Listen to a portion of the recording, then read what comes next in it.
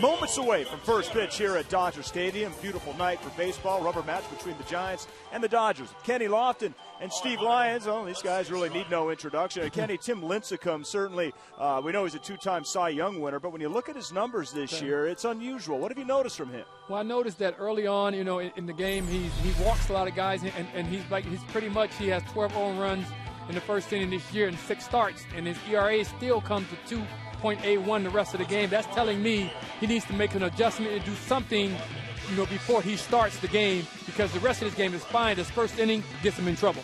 Yeah, he's walking a lot more guys this year. But you know what? Everyone's been talking about Timmy Lincecum isn't going to last in the big leagues because of this delivery. It kind of looks like he's going to throw the ball to third base rather than home. But I kind of disagree with the people that don't like this delivery. It's very fluid, very smooth, big stride towards home plate. If this guy was a big guy, everyone would say this is a big, powerful delivery. Everyone loves it.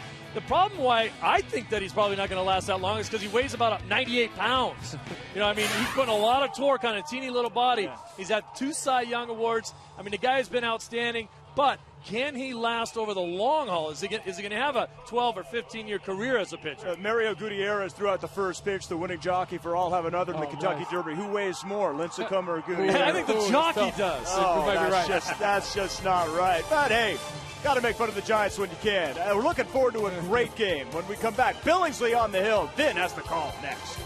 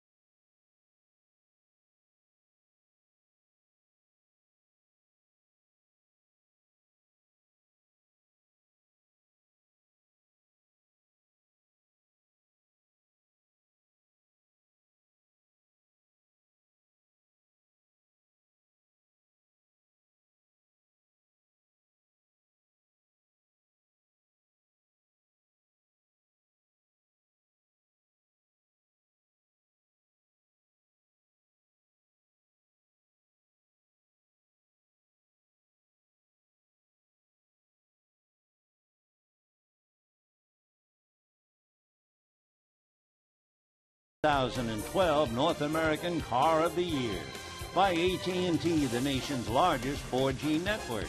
AT&T, rethink possible. By CarMax, start the search for your next car at CarMax. Start here. And by Dodge. Hi, everybody, and a very pleasant Wednesday evening to you, wherever you may be. Welcome to Dodger Stadium, the final game, the so-called rubber game between the Giants and the Dodgers, with the Dodgers winning their first game handily, the Giants coming back behind Bruce Bochy to win a squeaker last night, 2-1. And tonight, the prospects of another good one, with Chad Billingsley and Tim Lincecum locking horns.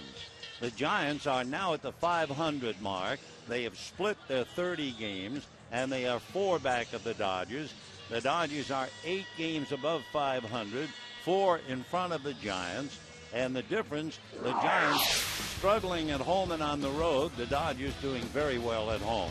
Here's the Giant lineup. Gregor Blanco is in center field. Nothing really wrong with Angel Pagan, but he had a cramp last night, and Bruce Bochy said, I'm going to rest him tonight. So Blanco in center. Emmanuel Burris will take over for a struggling Ryan Theriot. Ryan Theriot is like 1 for his last 21. Melky Cabrera is in left field hitting third. Buster Posey behind the plate. Then you have Brandon Belt at first base. Nate Schierholtz in right field. Joaquin Arias, very impressive, moved over to third base. Looked very good last night. A slick fielding shortstop, Brandon Crawford. And on the mound, Tim Lincecum. On the mound for the Dodgers, would be Chad Billingsley, 27-year-old who lost his last game at Wrigley Field. He is 7-5 lifetime against the Giants. He was 1-2, however, against them last year. The opposition has not hit him very hard. They're hitting only .219, and yet he has the so-so record of 2-2, the same as Lincecum. One of the things, and without getting too technical about Chad Billingsley, he's been working on it since spring training. And what they did, they got some video of when he was pitching in high school in Defiance, Ohio, and he's actually trying to borrow that form from high school, then the form that developed that got him finally to the National League. And his first pitch to Gregor Blanco in for a strike. Let's put it this way, if you're watching on television, he's a right-handed pitcher, and his front leg would involve his left foot. The strike one pitch on the way is swung on and banged into center field for a base hit. So Blanco coming up with a line drive single to open things up. Batting second baseman number 2. So Gregor Blanco starts the evening off with the line drive single. And the batter now will be Emmanuel Burris. What we were saying about Billingsley's left foot, what he tries to do when he steps towards the plate is keep that left foot under his body. Naturally, that's impossible, but you know what I mean. As he's going towards the plate, they want him to keep that left foot under the body. Chad, out of his stretch, comes to the plate, jumps it in there for a strike, and the count 0-1. What happened was he got into a bad habit of kind of kicking that left foot out, and it changed his mechanics. So ever since spring training, sounds like a very small thing, but it has a lot to do with a major league pitcher's delivery. He throws to first, Blanco diving back to the bag. Giants don't do very much running. 2-1 for the team, 17 against 9, and Blanco has stolen one, and he's been caught one. Emmanuel Burris waiting at the plate. Billingsley starting off the night. Another look over at Blanco. He's not going. A bunt attempt is missed at the plate, and the count 0-2. Emmanuel Burris has only started 3 of the last 13 games, including tonight. He is certainly not a power hitter, anything but. He's had 1 extra base hit in the last 2 years. It was a double. But against right-hand pitching this year, he's batting .298. Though Burris waits, out of his stretch goes Billingsley, and his strike 2 pitch off the plate away, and it's a 1-ball 2-strike count. Giants and Dodgers. Giants will leave here and go to Arizona. The Dodgers will await the arrival of the Rockies on the weekend, followed by Arizona. And meanwhile, Tim Lincecum waits before going out to the mound. Burris back up 1-2. Went to school at Kent State. He was a first-round pick by the Giants about 6 years ago. There goes Blanco. It's missed at the plate, and the throw down is not in time.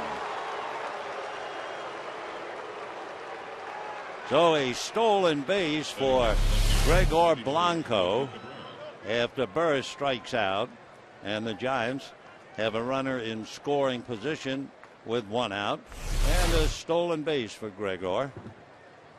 And now Melky Cabrera, followed by Buster Posey. Cabrera given a big assignment, and he is more than equal to the task. When they lost Pablo Sandoval, you lose a number 3 hitter, you're really struggling. For instance, the number 3 hitter for the Dodgers is Matt Kemp. Cabrera swings, doesn't get it, an off-speed pitch, and the count 0-1. But Melky has done everything that they have asked, and it's really paid off. He's lost some weight. Cabrera's about 160. Before spring training a year ago, he dropped 17 pounds, and apparently feeling much better the lighter he is. He punches one slowly foul. That pitch actually ate him up. It was a fastball, and he couldn't get around on it at all. Melky, 28 years old, and meanwhile, Pablo Sandoval has broken the hamate bone in both hands. He's a switch hitter. A year ago, he broke the bone in one hand, and then almost a year to the date, broke another as he talks to Angel Pagan. though it's the left hamate bone that he broke this time. What happens is that knob on the bat, if you hold it almost in the palm of your hand, the hamate bone is in danger. Pitch is fouled away by Melky Cabrera. 317 with a home run. If you look at your hand and you just touch the little pad under your little finger, your pinky, that's where the hamate bone is. But imagine he broke 2 of them. But then again, it figures, doesn't it, if you're a switch hitter. He has 5 home runs, 15 RBIs, so he's been the big gun, and they really miss him. 0-2 the count to Cabrera. Billingsley delivers very high with a fastball, and it's a 1-2 count. Melky Cabrera hits a lot of ground balls, statistically anyway, but he also has a half a dozen infield hits. He's also very good, maybe second in the league, in advancing a runner from second base. So let's see what he does now. Cabrera swings and badly fooled on an off-speed pitch and strikes out. So 2 strikeouts for Billingsley. Here are the Dodgers with the leather. They shape up with Abreu, Kemp, and Ethier in the outfield. Uribe and Gordon, Kennedy and Loney on the infield, and the battery of Billingsley and A.J. Ellis. So with 2 out here in the first inning, Buster Posey. And a lot of people might wonder, yeah, we know he's Buster, Buster this, Buster that. What's his real name? His real name is rather impressive. Here's the pitch to Buster, swung on and foul back. Gerald Dempsey Posey III. But anyway he's called, whether it's Gerald Dempsey Posey or Buster, he has changed in the early going this year. 2 years ago, he struck out maybe once every 8 at-bats. Right now this year, it's once almost every 5 at-bats. So Buster waiting, hitting .309. Billingsley deals, and it's a little low. Check swing and a 1-ball, 1-strike count. Posey we saw play first base in game 1, but he's far more comfortable behind the plate. But of course the Giants make no bones about the fact they'd like to have Posey play a lot of first base to extend his career. The 1-1 pitch on the way. Billingsley's fastball is foul back. That fastball at 91. And at this time, 7:17 on the scoreboard. A bright blue canopy overhead. Still a little sunshine washing the right field pavilion and the scoreboard, though the lights have not taken effect, and pretty tough handling a 90 to 95 mile an hour fastball now. So Billingsley out of his stretch. Another look back at Blanco, and the 1-2 pitch is slapped foul into the seats behind the visiting dugout. Still 1-2 to Buster Posey. A couple of things about him. In 2010 in the World Series, he was the first rookie catcher in Major League history to hit cleanup in a postseason game. So that would fulfill the definition. Just how good is Buster Posey? He was also the Rookie of the Year. The 1-2 pitch on the way, swung on and fouled off. For the Giants, like the Dodgers, they've had a lot of Rookies of the Year, going back to Willie Mays, Orlando Cepeda, Willie McCovey, Gary Matthews, the Count, John Montefusco, and joining the illustrious group, Buster Posey. So Buster waiting, 25 years old, 6'1", 205-pounder. His dad had the nickname Buster, so it just transferred. And he swings, and it's a fly ball in the gap in left center. On the dead run is Abreu to make the catch. Nice play by Bobby. So for the Giants, no runs, 1 hit, a man left. It's time for Tim Lincecum to go head on with the first inning, and that's been trouble. No score.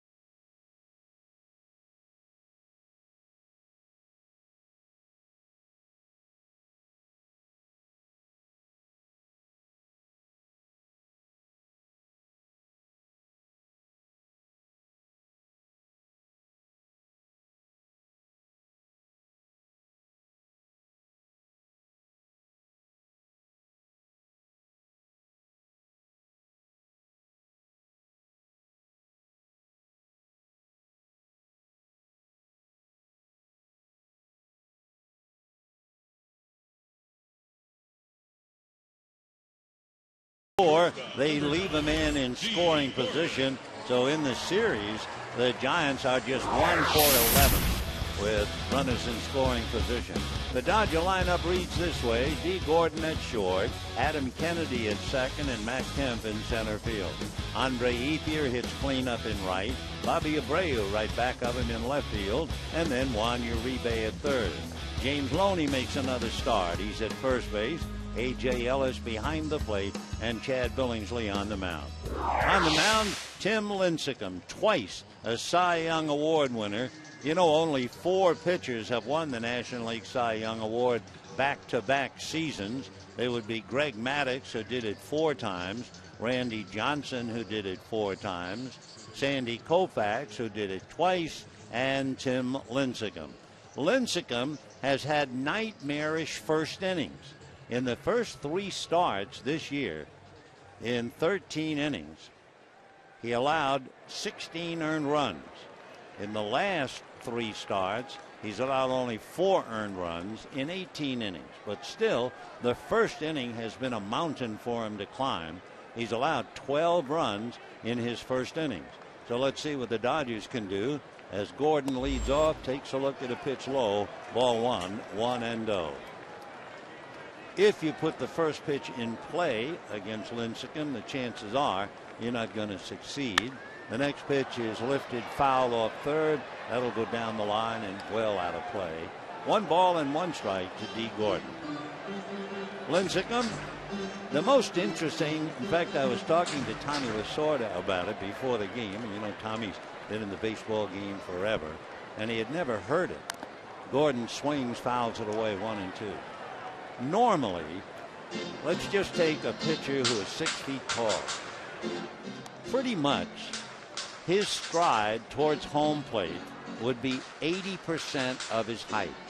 So if you're 6 feet, 80% of that would be roughly 4 feet 8 inches towards home plate. Lincecum's stride, the percentage, is 129%. His stride is about 7.5 feet. The pitch is fouled at the plate, though Gordon is still there, 1-2. So you can imagine how unorthodox his delivery is to make such a stride. Well, you can take a look on television. He is an even 6 feet, but boy, that left leg travels almost from me to you. So it's an interesting note about Lincecum, and he has certainly made it pay off. 1-2 pitch on the way is swung on and missed in the dirt, and the out recorded at first, and that takes care of Gordon. 1 away. Take a look at the Giants defensively, and they shape up this way. It's Cabrera, Blanco, and Shearholtz in the outfield, and the infield of Arias, Crawford, Burris, and Belt. Behind the plate, Buster Posey, and on the mound, Tim Lincecum. One of the things that Lincecum is doing and struggling this year is walking people. He has walked 17 batters in 31 innings. That's not like him. And his first pitch is ball 1, 1-0. So first things first, they have to get him through the first inning. Tim looks in, getting a sign. Out of Bellevue, Washington, drops the next pitch in for a strike. And the count, 1 ball and 1 strike. Gary Cederstrom is the plate umpire, with Barksdale, Culbreth, and Johnson working the lines. Cederstrom has been umpiring in the big leagues for 18 years. And another pitch in for a strike. Gary's out of North Dakota, out of Minot, North Dakota, and got a Bachelor of Science in Education from Minot University. Here's the 1-2 pitch on the way, and that's in the dirt. 2-2 the count. So we're just starting. We're in the first inning, no score. Giants left the runner Blanco at second base when Billingsley was able to strike out Burris and Cabrera, and then he got Posey. Now Gordon strikes out, and here's a 2-2 pitch to Adam Kennedy in the dirt. So Lincecum has been bouncing quite a few, and the count 3-2. In looking at the Dodger lineup, and first you see Adam Kennedy getting a start. Certainly one reason Mark Ellis has played in 29 of the 30 games. So Kennedy plays and Matt Kemp waits on deck. 3-2 pitch on the way. Check swing. They're going to look at third. No swing. And Kennedy draws the walk. So it's another haunting moment for Tim Lincecum. And, of course, not to mention what it does to Bruce Bochy. You have a pitcher, Lincecum, for instance, talking about strikeouts. He struck out 10 or more since he debuted in May 6, 2007. By the way, May 6th, the birthday of Willie Mays. But anyway, he has struck out 10 or more 31 times. Justin Verlander has done it 20, C.C. Sabathia 19, Cliff Lee 18. So he is a strikeout pitcher no matter what. So the batter is Matt Kemp. Kemp hitting .404, 12 home runs, 27 runs batted in. Hits one foul down the right field line and out of play. And the count 0-1. So you have a classic battle here. Matt Kemp against young Tim Lincecum. Matt Kemp is hitting .265, 9 hits against Lincecum. 0-1 the count to Matt. Lincecum set just below the belt. Now Tim ready over the top, and he's in the dirt yet again. The way he's going, he's going to burn up a lot of baseballs. They keep putting fresh balls in the game. In looking at Lincecum numbers to get an indication of how things have been going, first of all, his earned run average is almost 6. He has walked 17 and struck out 33. 2-1's okay, but not for a pitcher of his style. And he has 33 strikeouts in 32 innings. Here's the 1-1 pitch. Instead, it's a throw to first. Kennedy back on the bag.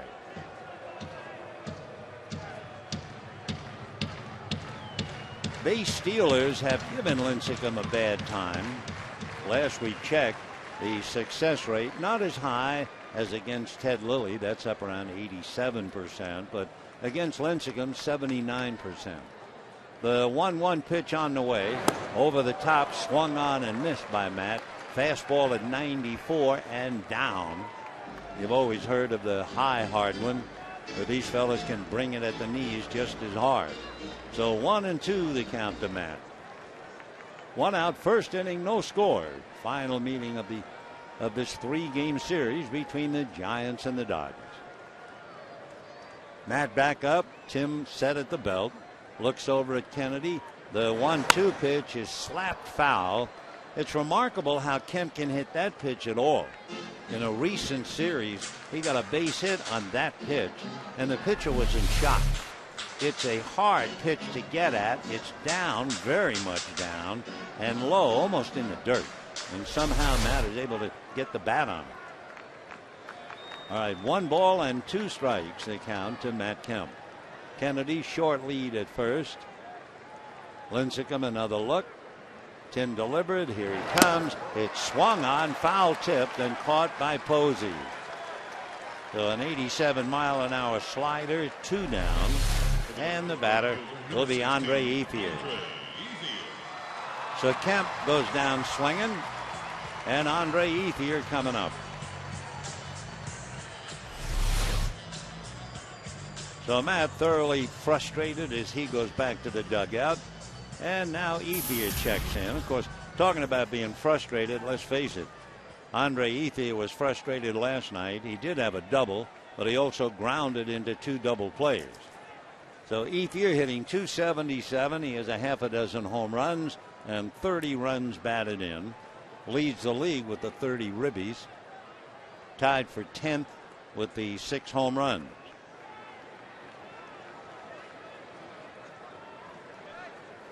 Andre Ethier is actually hitting higher against left-handers right now than he is against right-handers. Lincecum delivers and gets it a strike. 0-1 the count. Ethier hitting .270 against right-handers and .286 against lefties. And as far as Ethier going head-to-head with Lincecum, well, among other things, he has 2 home runs against him, hitting .286. 0-1 the count. Lincecum delivers, hurries another pitch in there at the knees. That one at 93. But he's throwing hard, and he has an 0-2 count on Ethier. And as we said, with this kind of lighting, this time of the day, boy, can you just imagine trying to hit a 93-mile-an-hour fastball.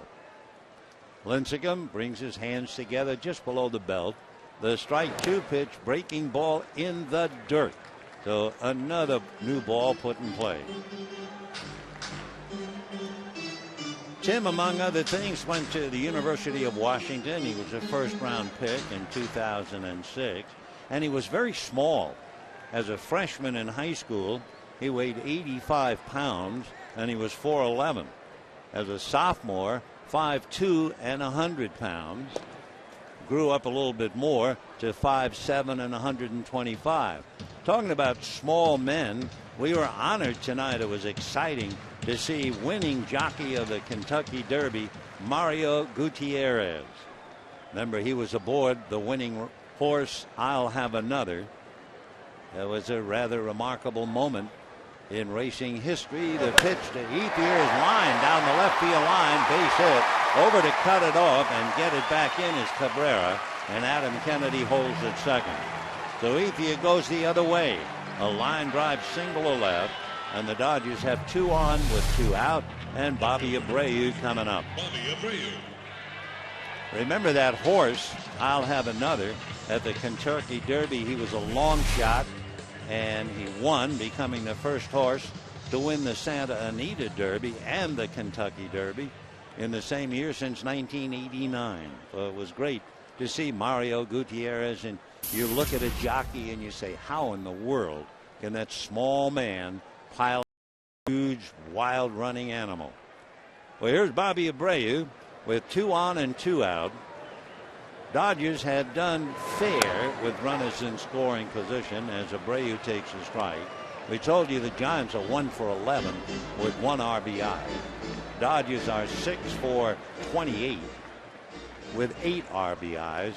So Don Mattingly hoping for something good to happen here with Kennedy in scoring position at second. Lincecum set, trying to get out of the first inning, and Abreu looks at a pitch low in the dirt. 1 ball and 1 strike. So the ball boy is going to get a tremendous workout here because Lincecum keeping the ball down, his fastballs and breaking balls in the dirt. 1-1. And for the Giants, they're wondering, is Timmy going to be in another nightmare first inning? The 1-1 pitch on the way. Right-handed deal, swung on and fouled back. Bobby Abreu hitting 300. Remember, his first at bat as a Dodger at Dodger Stadium, he doubled. With runners in scoring position throughout his career, Abreu has a lifetime batting average of .314. Well, he has Kennedy at second, Ethier at first, 2 out, no score, first inning. Lincecum looks back at Kennedy. Now the right-handed delivers, and it is swung on and missed. So what happens is not a nightmare first inning for Lincecum, but for the Dodger hitters as he strikes out the side. And at the end of an inning, no score.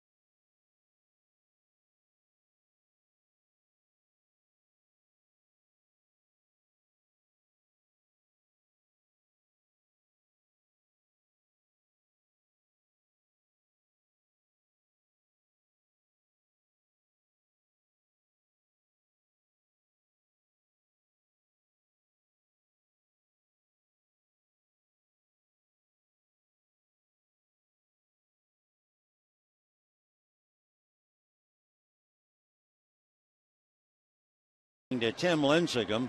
Lincecum made 24 pitches, and at least 8 of them were in the dirt. Meanwhile, a shot off the bat of Brandon Belt is foul outside of first, and the count no balls and 1 strike. So it's Belt followed by Shearholtz and Arias. Belt walked last night in his first at bat. So the big left-hand batter waiting at the plate. No balls and 1 strike to Brandon out of the University of Texas, and he's a big boy. He takes high. Belt is 6'5", 220. He pitched in high school and threw no hitters twice in the playoffs and the district clincher. 1-1 pitch is fouled away. So Brandon Belt trying to provide a little sock. Basically a first baseman. Hitting .268. The Braves drafted him in the 11th round 5 years ago, but he went to San Jacinto Junior College and then eventually to Texas U. He takes a slow breaking ball low, and the count 2-2. So Chad Billingsley, who worked a little hard in the first inning, 17 pitches, now up to 21. Belt, Shearholtz, and Arias in that order. No score, second inning. Outfield deep on Belt. And the 2-2 pitch on the way. Billingsley delivers, swung on and missed. That's the 3rd strikeout for Chad. And of course, remember, Lincecum struck out the side in the first inning. So again, I think part of it is good pitching and also this time of day. These fellas are throwing hard. They're breaking off sharp deuces. And the light's still not completely to an effect. Although at 7:38 from now on, they'll start to help out. So here is Nate Shearholtz, left-hand hitting outfielder, and he can also play first base. He takes low, ball 1. Shearholtz had a base hit last night. Came off the bench and singled in the 7th inning of the first game. So they decided to start him in the 3rd game. The 1-0 pitch, and Nate fouls it back, and the count 1 ball and 1 strike. So Shearholtz heaves a big sigh as he backs out of the box for the moment. His mom from England, she's been a regional sales manager for Alaska Airlines. He fouls the pitch away. Nate, born in Reno, lives in Danville. Back in 2008, he was on the U.S. Olympic team in Beijing. The 1-2 pitch on the way very high.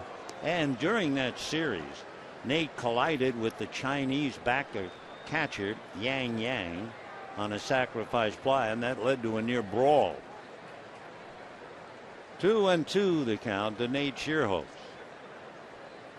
Like the name of that catcher, Yang Yang. Here's the 2-2 pitch, swung on, fouled away. Not only was there a near brawl between the U.S. and China on the collision at home plate, both the Chinese manager and the U.S. manager kicked out. The U.S. manager was former Dodger Jim Lefebvre. Nate Shearholtz. Here comes Billingsley, 2-2, off speed, low and away. 77-mile-an-hour change. So he's gone all the way to Nate Shearholtz. Waiting on deck, Joaquin Arias. Here's the 3-2 pitch on the way. It's taken low, ball 4. So Shearholtz draws a walk. Arias coming up, and he was very impressive in the first game. Arias was robbed by an extra base hit. Great running catch by Matt Kemp in right center. Then he had 2 singles and a double. In last night's game, however, they shut him down. He went 0 for 4 and committed a little bit of a baseball sin. It was Arias who came up with Brett Pill at first and nobody out in the 4th inning last night. Billingsley ready, comes to the hitter, low and away, ball one. And Arias hit a pop fly to first base, and he quit on it. You know, he left home plate very slowly.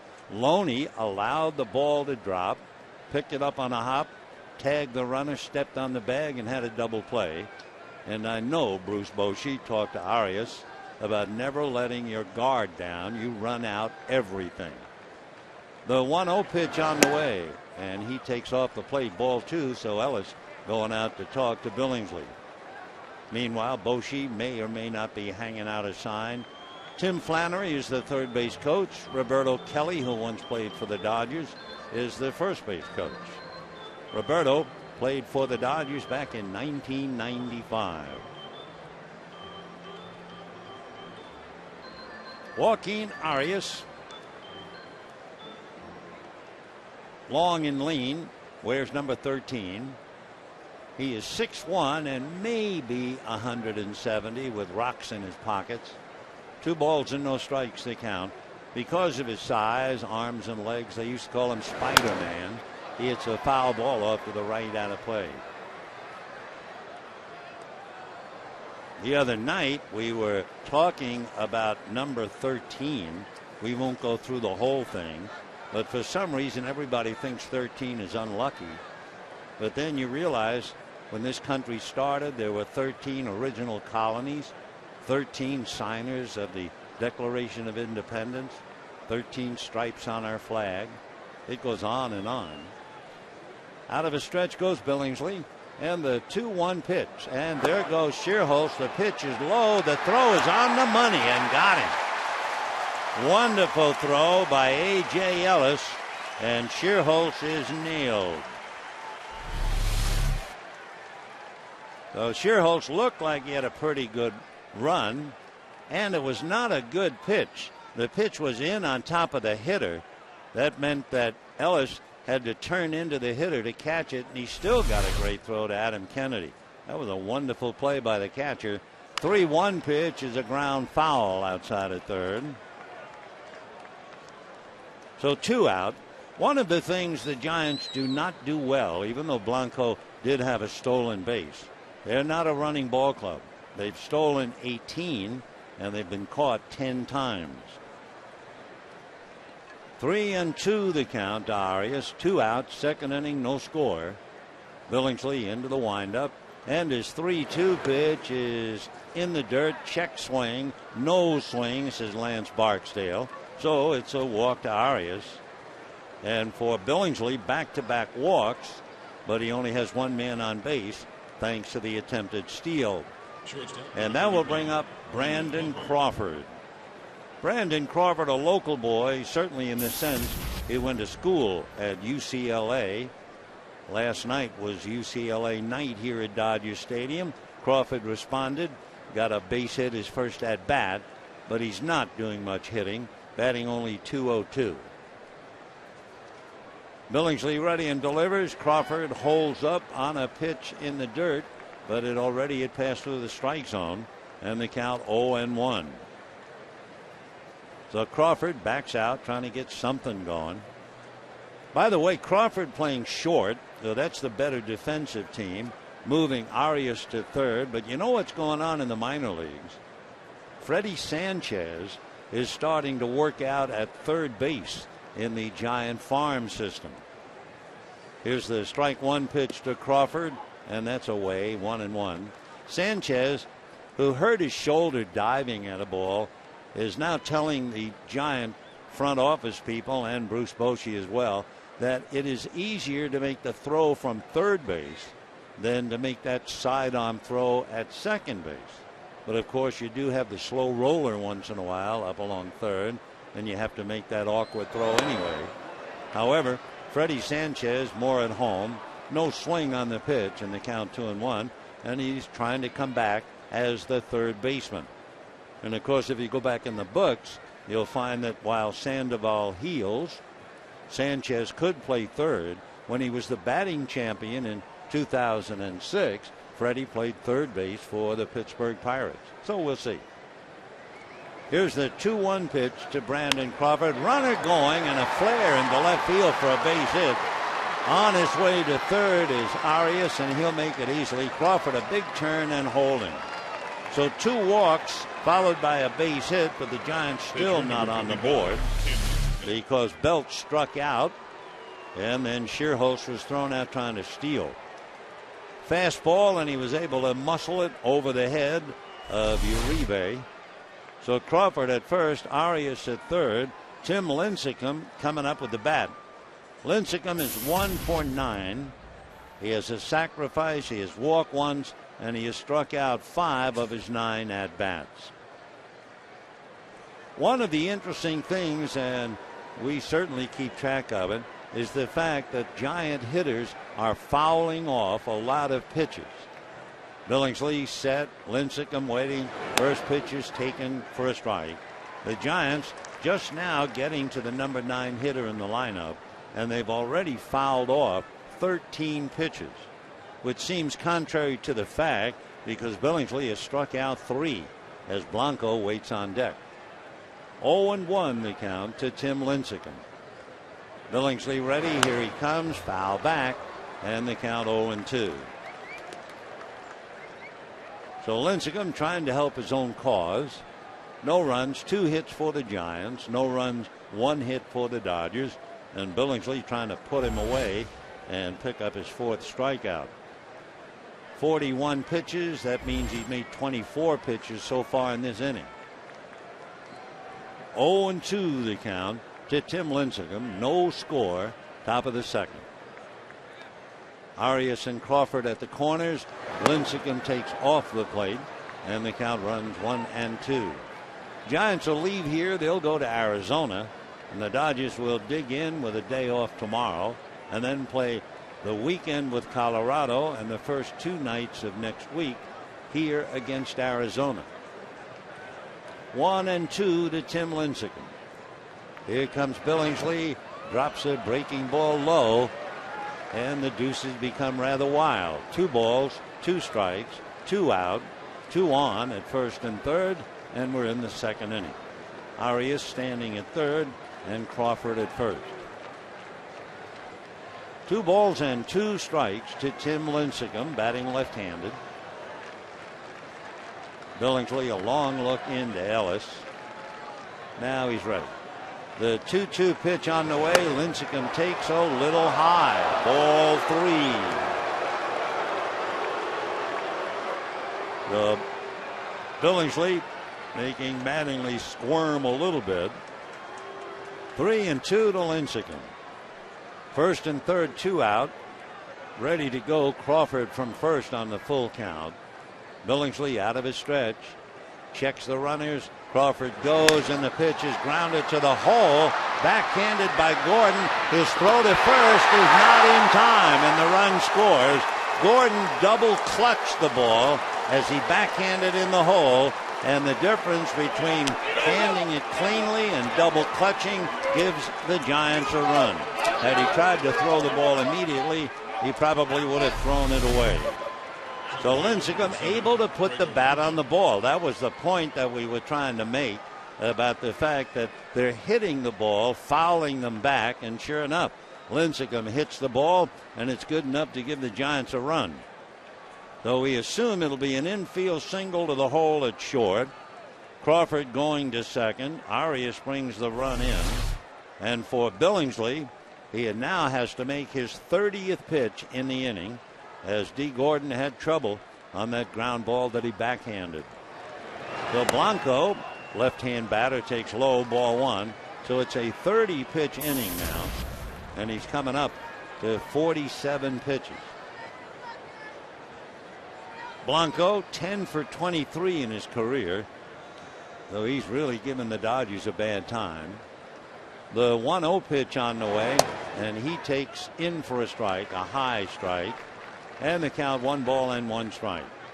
So Billingsley laboring a little bit. Blanco is 5'11" and bends a little at the knees and waist. 2 on, 2 out, a run in, and the Giants lead 1-0. Billingsley ready. Here he comes. Slow breaking ball in there. Great pitch at 77. And the count 1-2. So Blanco, who was very big in riding his bike or rollerblading 4.5 miles to a baseball stadium at home when he was a kid. He's got good legs. He can run well. Here's the 1-2 pitch to Blanco, and that's outside and high. So Billingsley laboring a little here, and especially because Gordon had trouble with the ground ball. And remember, the Giants had a man out trying to steal, or it could have been worse. 2-2 the count to Blanco. Billingsley's breaking ball is off the plate. So he threw a dandy, tried to come back with the same pitch and missed. So now the Giants have the slight edge. The runners, Crawford and Lincecum, will be ready to go with 2 down and a full count. Tough moment for Rick Honeycutt. Rick and his wife Debbie became grandparents for the 4th time yesterday, and he's trying to nurse Billingsley right now from afar. 3-2. Runners take their leads. Runners ready to go. They're off and running, and it's swung on and missed, and that's the inning. So Billingsley winds up with 4 strikeouts. Gordon unable to handle a ground ball, and the Giants lead the Dodgers 1-0.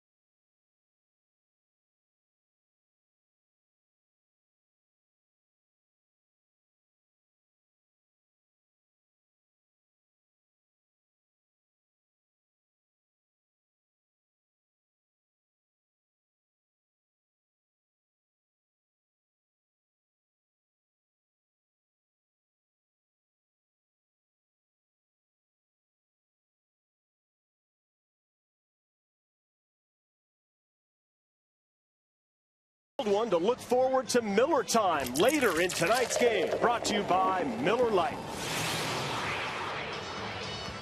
Chad Billingsley working hard, made 51 pitches in the first 2 innings, 34 in the second inning.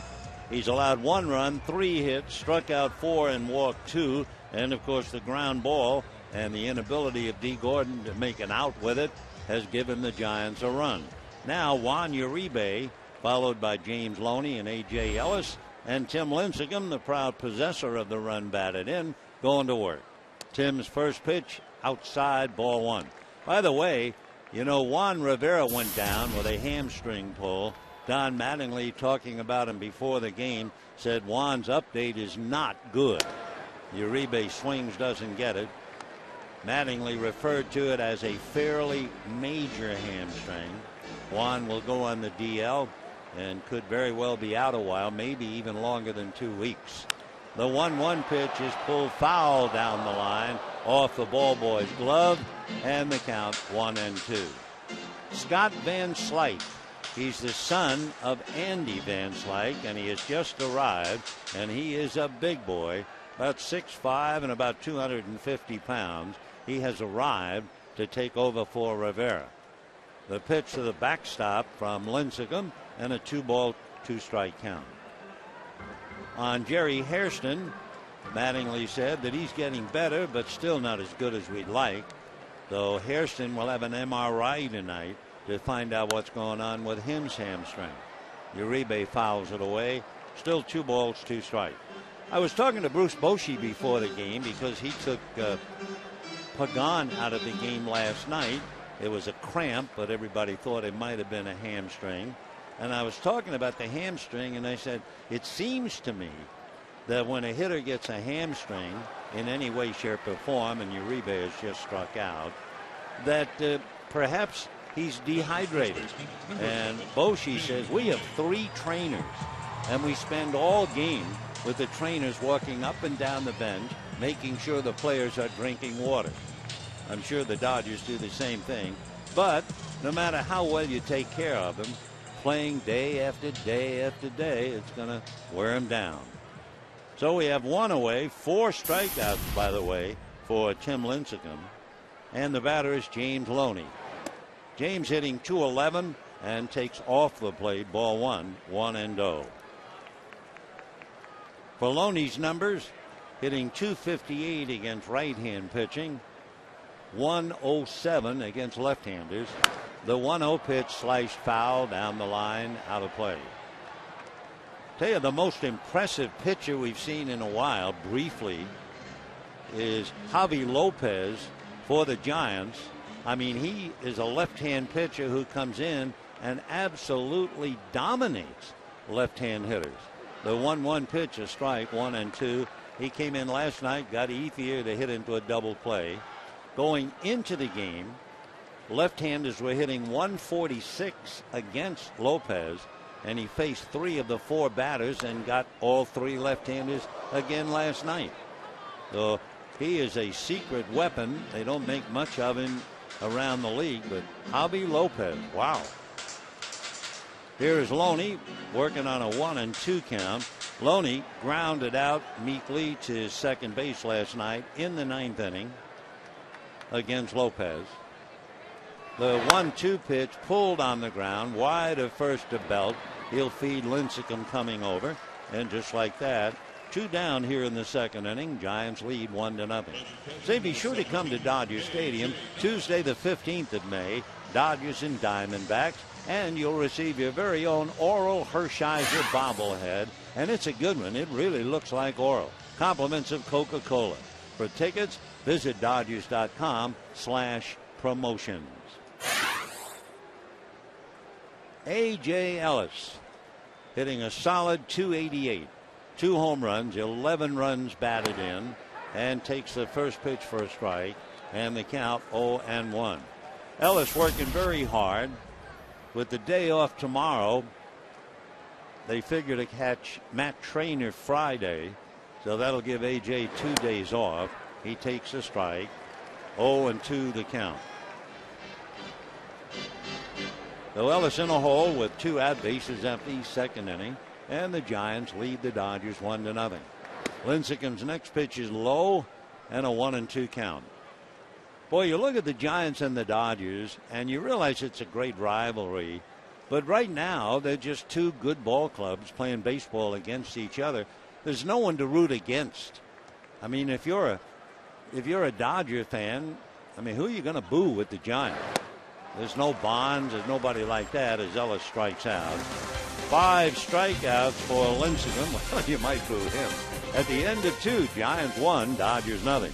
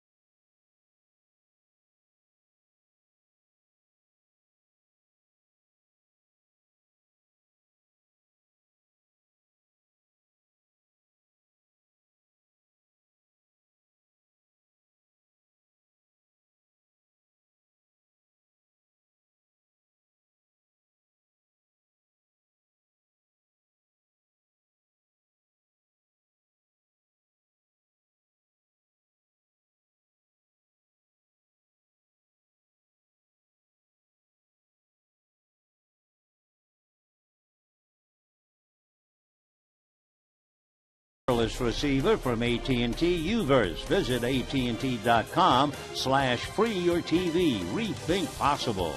By El Pollo Loco, crazy you can taste. And by Mercury Insurance. Buy a policy and get a free Dodger jersey from your local agent. Third inning, 1-0 in favor of the Giants. Burris, Cabrera, and Posey coming up. And the first pitch, Emmanuel Burris rolls it to the right side, and Kennedy throws him out. So after a very tough second inning where Billingsley made 34 pitches, Burris walks up and swings at the first pitch, which is another failing of the Giants, certainly from the first 30 games. They are not a good club in getting deep in the count. They are not a club that makes the pitcher normally work. They hit that first pitch a lot. In fact, the last time I checked, their hitters had the fewest number of pitches per at-bat in the National League. They were 16. 0-1 to count to Melky Cabrera. He struck you out in the first inning. He goes after the next one and drives it to the gap in right center. Kemp is going to have to run it to the wall.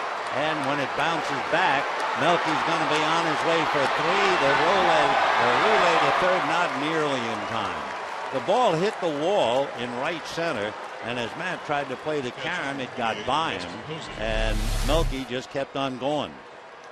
So Cabrera, a good shot into the gap in right center. Kemp over to play the bounce, and it bounced behind him, and that gave the extra base. So Cabrera at third with one out. And the batter will be Buster Posey. No error, it was just the bounce of the ball. So Cabrera at third. Melky talking to Juan Uribe for a moment, fellow countryman. That's the fourth triple for Cabrera. He also has 6 doubles and 1 home run. And Billingsley misses away to Posey. 1 ball and no strikes.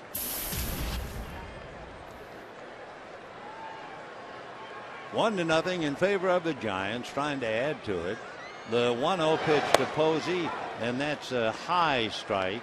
It looked up and then it dropped in at 78 miles an hour. So 1-1 to Buster Posey. 1 run, 4 hits for the Giants. No runs, 1 hit for the Dodgers. And the 1-1 pitch coming up. Billingsley deals. It is down and away. Ball 2, 2-1. Giants got a run, a 2-out walk, a single by Crawford, and a single to the hole at short by Lincecum. Now they have Cabrera, a 1-out triple. 2-1 to count to Buster Posey. Billingsley ready, comes back away, ball 3. You know, I mentioned the fact the Giants are not only last in the National League in pitches seen per at-bat. You know what? They are last in the major leagues. I mean, they just walk up there and hack. So Bruce Bochy, a very patient man. Here's the 3-1 pitch, and Posey promptly hits it into left center for a base hit. Cabrera walks in. Buster picks up the RBI, and the Giants lead just like that, 2-0. So the batter now will be Brandon Belt. One thing the Giants have, and apparently plenty of it, pitching, and more pitching. So they get somebody like the Panda back, and maybe Freddie Sanchez playing third. They then start to manufacture more runs, and then you're going to hear about him because the pitching is wonderful. Here's Brandon Belt, little roll to Loney. He goes for the front man to Gordon, who can't make the play back to Billingsley. So it is simply a force play, 3-6, and the batter will be Shearholtz. Yeah, you look at the Giant pitching staff with Lincecum and Bumgarner, and then Kane, and then Vogelsong, and then Zito. Remember, they did lose their closer, as we see Matt Cain. The closer, Brian Wilson, undergoing Tommy John surgery, but boy, they've got a great starting staff as Barry Zito has been pitching very well, allowing only 3 runs in the first game of the series. So Brandon Belt at first, 2 down. Nate Shearholtz walked in the second inning and was thrown out trying to steal. Nate, left-hand batter, 2 runs, 5 hits for the Giants. No runs, 1 hit for the Dodgers. Billingsley set, ready, and deals. Fastball is a shot up the middle for a base hit. And down to second base goes Belt. Well, I know the gun is wrong because that was not a 101-mile-an-hour fastball, but that's what they're showing on the scoreboard. No way. Meanwhile, Billingsley has now made 61 pitches. So 3 hits in the inning. A triple and 2 singles. Anxious time for Don Mattingly. And the batter is a good one, Joaquin Arias, who walked and scored a run in the second inning. Spider-Man.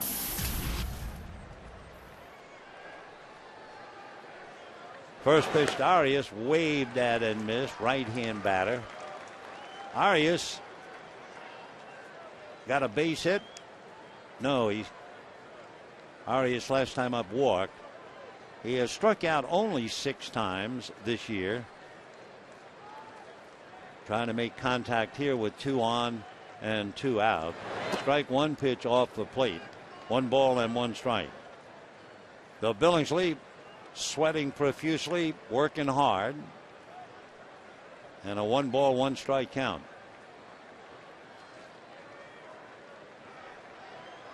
The hitter at the plate, Joaquin Arias, originally drafted by the Yankees.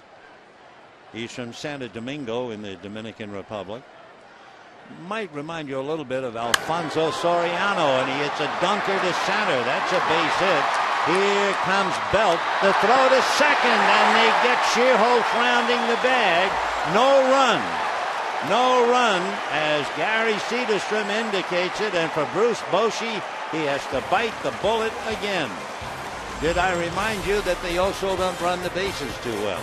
And at the end of 2.5 innings, 2-0 Giants.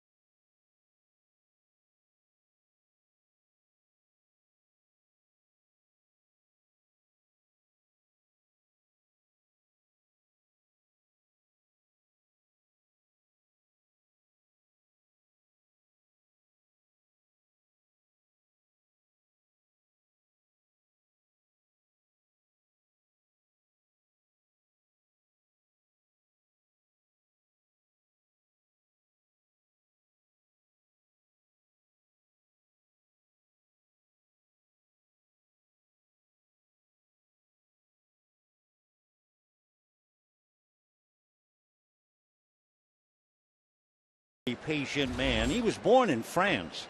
His father was in the Army, and he's really had to bite the bullet. We'll show you that play at second base, those watching on television. But meanwhile, Billingsley at the plate and fouls the first one back. What makes it so frustrating for Bochy?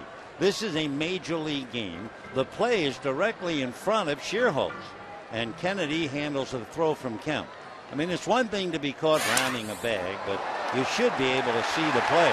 Billingsley responds with a ground ball single up the middle. The Billingsley gets a base hit. Lincecum at an infield single for a run batted in. The Giants losing a run when Shearholtz rounded second. So it's only 2-0 in favor of San Francisco. The Shearhouse ready to eat his glove out there in right field. Meanwhile, Matt Kemp made a good heads-up play. And here is Gordon, who failed to make the play on Lincecum, allowing a run to come in. So there's a lot going on here. Giants look bunt, not so much sacrifice. They're looking bunt base hit. The pitch to Gordon, he shows bunt, fouls it over the backstop screen into the crowd. So that was a 92-mile-an-hour fastball. 0-1 the count. D hitting a little here and there. Modest 8-game hitting streak. Has his average up to 235. Billingsley, who has made 64 pitches in 3 innings, running the bases now. And Gordon swings at a pitch in on the fists and comes up empty. And the count 0-2. Now Arias goes back to a normal depth with 2 strikes. Belt goes back. But 2 strikes, the way Gordon plays, he might still try to drag or dump one. 0-2 the count. The outfield split and shallow in left. Full swing, ground ball to the right side. They're going to get 1. They're going to get 2. So D. Gordon grounding into a double play. Pretty hard, but a nice play by the Giants to turn it. So Gordon hits into a double play. With his speed, you might be interested to know that's only the second double play in which he has hit. And we have 2 down here in the 3rd, and Adam Kennedy coming up. I'll tell you one thing, Brandon Belt, I don't know if we could see that play again without interfering with the game, but Brandon Belt made the play on the throw like he's been playing first base for 15 years in the big leagues. You don't want to say he's cheating, but it's remarkable. Watch him come off the bag on the throw. Here it comes. He is long off, but he walks into the throw. And it'll fool a lot of umpires. A little flare over the head of Arias for a base hit. Crawford runs it down, and Adam Kennedy gets a bloop single to left field with 2 out. Kennedy almost a little chagrined, but he'll take it. Arias could not get back and get under it. So that little flare is a big flare because it allows Matt Kemp to come up. 2 out, bottom of the 3rd. Giants 2, Dodgers nothing.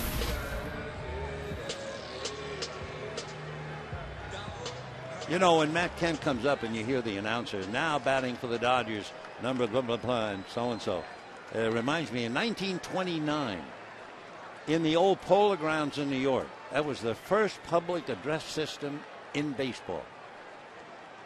The first pitch to Matt Kemp off the plate, ball 1.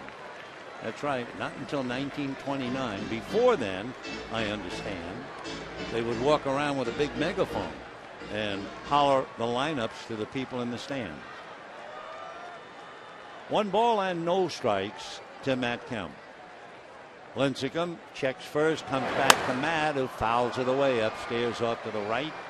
And a 1 ball, 1 strike count.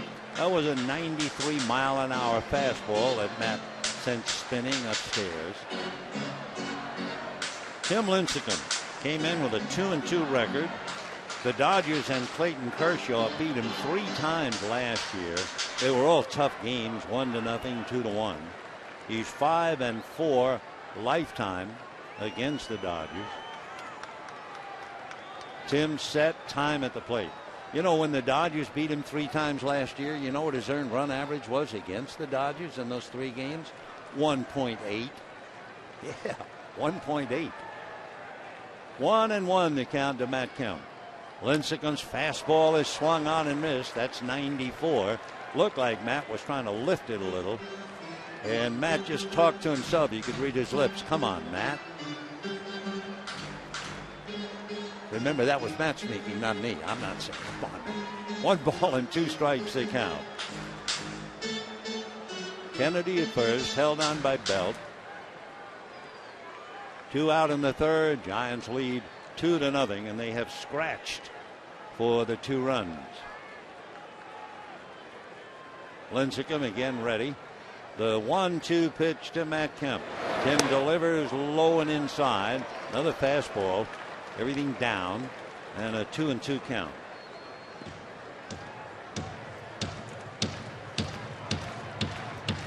Lincecum and Kemp. An almost MVP against a two-time Cy Young winner. So this is a big league battle. 2-2 pitch on the way. Kemp tries to golf it, and it was a breaking ball down and in, and he strikes out. So everything down, and this time low and in. So for the Dodgers, no runs, 2 hits, a man left. The end of 3. It's 2-0 San Francisco.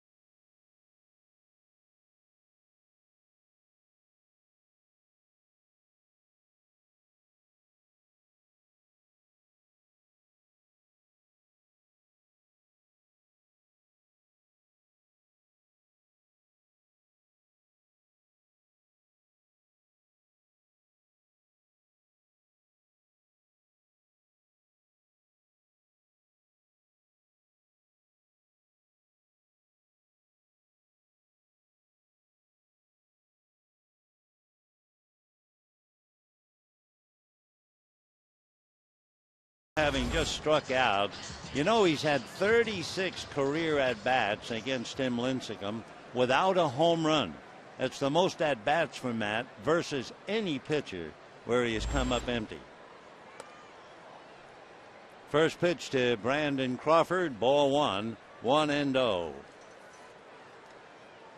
Giants turned 4 double plays against the Dodgers last night, and they used the double play on Gordon to get out of the 3rd inning. 2-0 the count to Brandon Crawford. Brandon Crawford became a pro in 08 off the UCLA campus, and he was in the major leagues in 2011. That's a strike. It kind of reminds you, remember Will Clark? He played first base and played so very well for the Giants. He was drafted in 1985. Will was in the major leagues in 1986. And he was winning the division in 1987. And there was that great quote after the Giants won the division, and Will Clark, very seriously, said, "I've been waiting so long for this." He had been in the big leagues about a year and a half. 3-1 to Brandon Crawford. And ball 4. So Billingsley struggling, opening up the inning with a walk. Pitcher, number 55. And Tim Lincecum coming up in what would appear to be a bunt situation.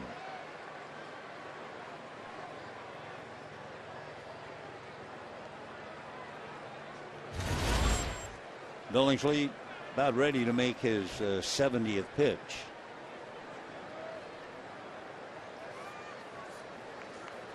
Lincecum has 1 sacrifice and got the bunt down. Loney's only play is to Kennedy. So taking second is Crawford. Blanco coming up.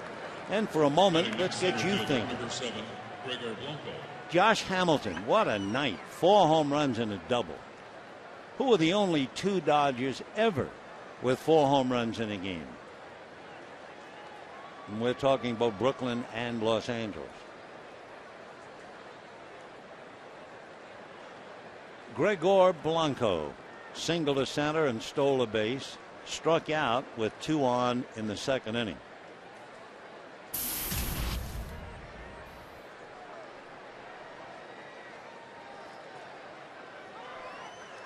Pickoff play saved by Gordon. That thing was heading for center field.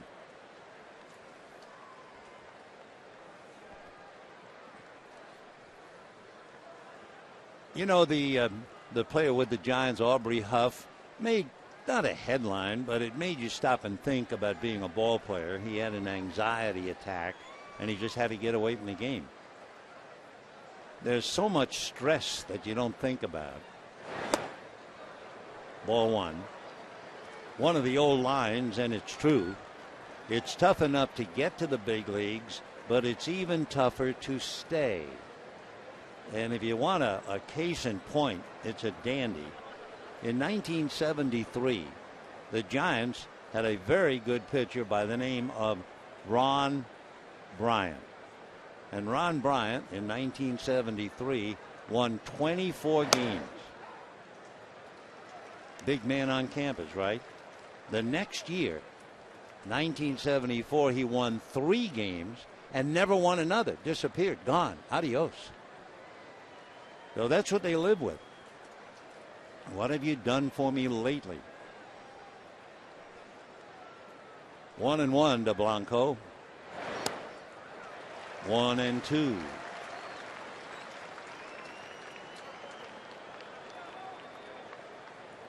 Billingsley had 4 strikeouts in the first 2 innings. But as we noted, the batters have been making contact, fouling a lot of pitches.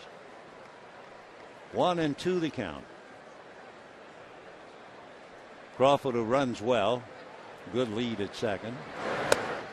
And down goes Blanco again. So he strikes out twice. 5 strikeouts. The Giants, as we mentioned earlier, have not done very well at all with runners in scoring position, and the high fastball just sends Blanco back.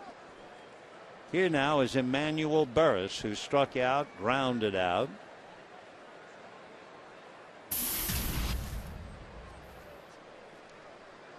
Two out, 2-0 Giants. Emmanuel Burris went to Kent State. He's from Washington, D.C.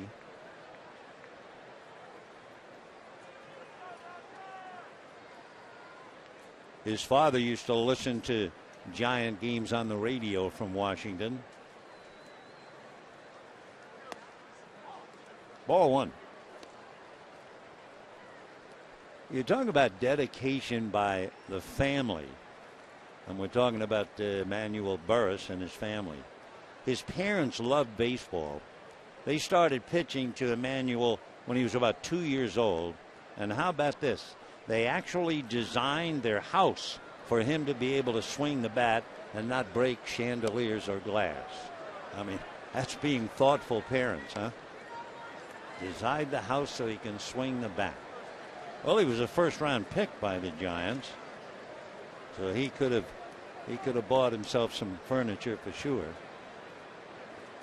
When Burris came out of the public school in Washington, high school, he was the first player to come out of Washington, D.C. like that since Maury Wills. And Billingsley, working so carefully, suddenly finds himself behind 3-0.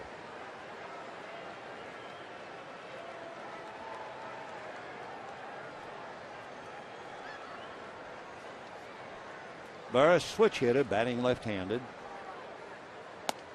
And a strike.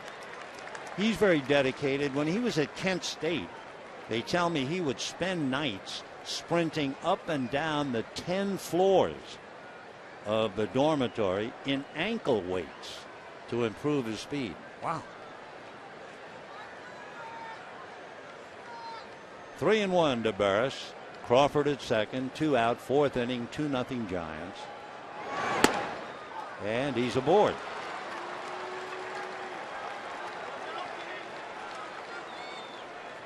So Billingsley has struck out 5, but he's walked 4. And it looks like Rick might be going to the mound. Yep. Timeout. And the batter is probably the best hitter on the Giant club, Melky Cabrera. Cabrera struck out in the first inning but tripled in the third inning. So a meeting at the mound and Cabrera waiting. Tell you who sold on Cabrera is Bruce Bochy. In looking at Cabrera statistically, he hits a lot of ground balls, but Bochy says he's an ideal number 3 hitter. If he had to lose Sandoval, he's very fortunate that he has Melky. Melky has good running speed. I think we mentioned earlier he has a half a dozen infield hits. However, he typifies the Giants. He doesn't hang around at the plate very long if he can help it. Yeah, there you go. Yeah, they are notorious for impatient hitters. Down in the Dodger bullpen, Jamie Wright begins to loosen up. 0-1 to Cabrera, hitting .320. 1 ball, 1 strike.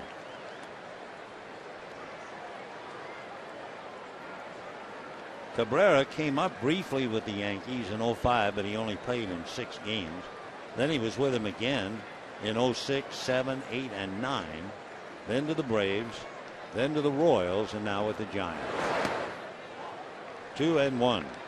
What the Giants did, they were so desperate for a good hitting outfielder, they traded away left-handed Jonathan Sanchez, who might prove to be a very good pitcher, in order to get Cabrera. 2-1. Put up big numbers for Kansas City. And that's a strike. I think Cabrera's annoyed at himself, but taking that pitch, he's just grinding his teeth. 2-2 to Melky. 2 on, 2 out, 2-0 Giants. 4th inning. In the dirt, gets away, but not far enough, and the runners will hold. No reason to gamble because they'll be going now 3-2. Pitch in the dirt. No chance for Crawford to get to third. Ellis was just looking right at him. But now they can run anyway. Big pitch with Buster Posey on deck. Runners go. A slow ground ball to Gordon. His play is to first base in time. So the Dodgers get out of the inning. The Giants blow another chance with a runner in scoring position, but they still lead 2-0.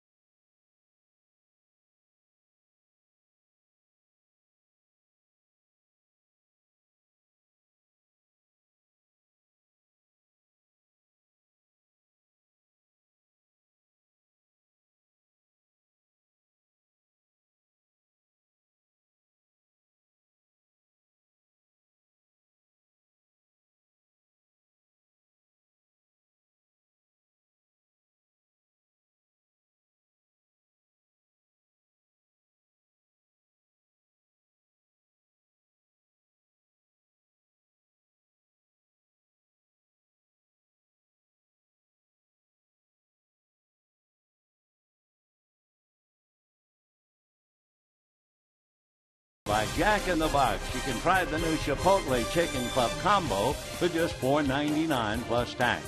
By Men in Black 3 in theaters May 25th. By San Manuel Indian Bingo and Casino.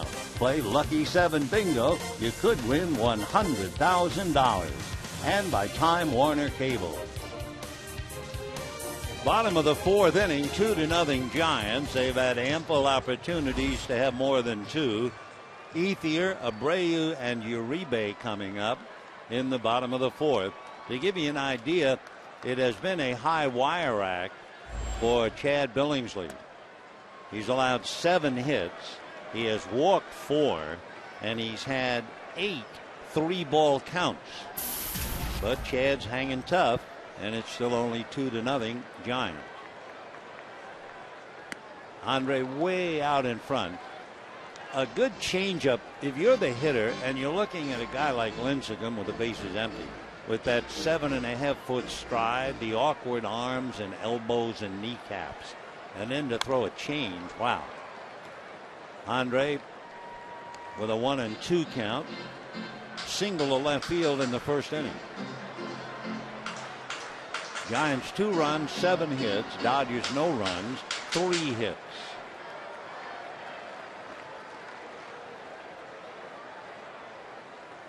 And hammered down the right field line. Fair ball. And it rattles around so that Ethier is going to think about it but hold on at second. He was looking at Wallach, and Tim went down the left field line so that Ethier had a good angle. But you knew when he was heading towards second, he was thinking about 3, but then Timmy put the brakes on him. So Ethier leading off, got a ball up and out over the plate and doubles sharply to right. So Andre trying to lead the Dodgers back. For Ethier, he now has 9 doubles, a triple and 6 home runs. Bobby Abreu came up with 2 on and 2 out in the first inning and struck out.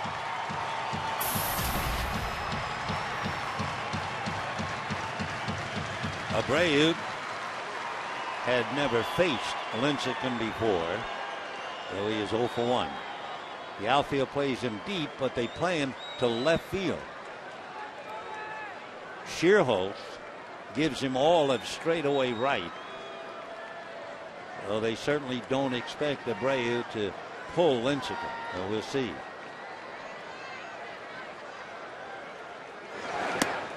Way out in front of that change. 0-1.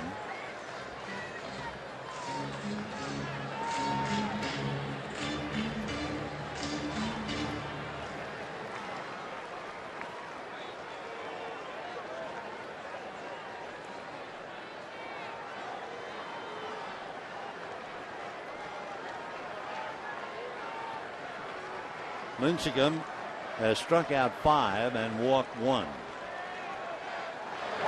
Fastball smoked into center. Ethier will be held at third, and a strong throw allowed to come to the plate. So Bobby Abreu can still put the bat on the fastball, and he singles to center. So the Dodgers first and third, and nobody out. Dodgers third baseman, number 5, Juan Uribe.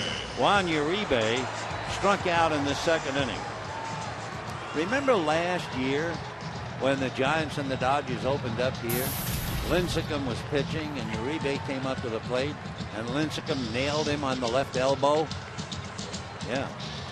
And since then, Uribe's been hit a few times, and he has a little extra padding on that left elbow, as you can see. Time at the plate. Buster Posey asking for it. He wasn't quite settled in.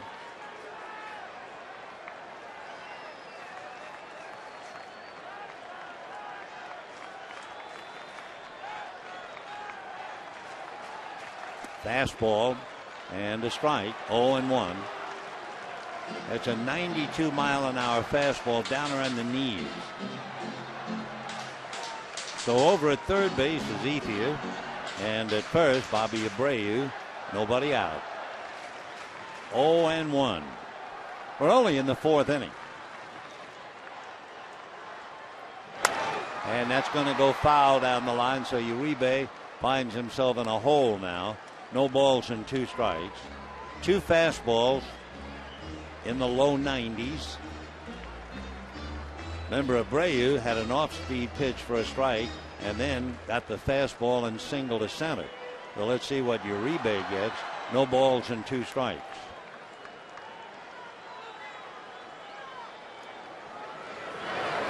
In the dirt. Just looking it up, Lincecum has 3 wild pitches. So with a runner at third, that is certainly a thought, and especially when the first inning, I think at least 8 pitches were in the dirt, and he had to put a new ball in each time. Tim in his career has 59 wild pitches. 1 and 2, a fake and a look. Of course, when you see him throw that fastball down at the knees and then throw the breaking ball in the dirt, he is certainly susceptible to a wild pitch. 1 and 2. Ground ball fair, smothered at third by Arias, but he slips and falls. Everybody safe.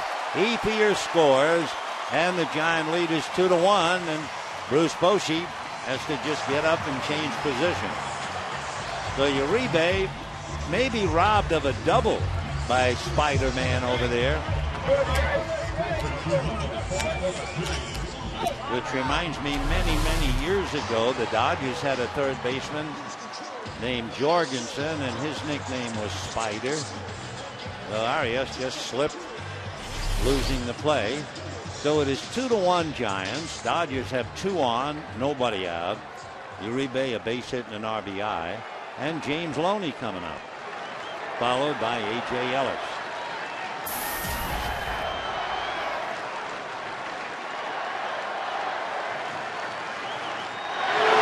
In the dirt, there's the wild pitch we were talking about.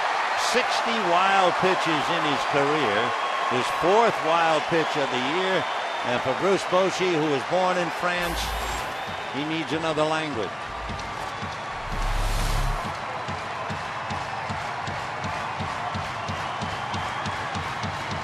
Not a thing Posey could do with that thing. So second and third, 1 ball and no strikes. Posey talking to himself a little bit. So there's Uribe wrapping up that sore left wrist. Loney grounded to first in the second inning. So the Giants 2 runs, 7 hits. Dodgers 1 run, 6 hits. Fouled away.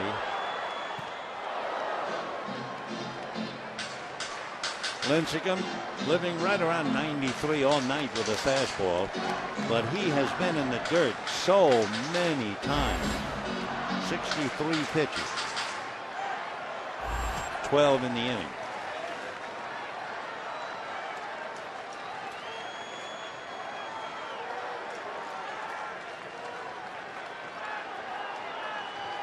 One ball and 1 strike. Little foul out of play. Good fastball at 93. 1 and 2 the count to Loney. Anytime Lincecum throws the ball in the dirt, of course, the umpire puts a new ball in play.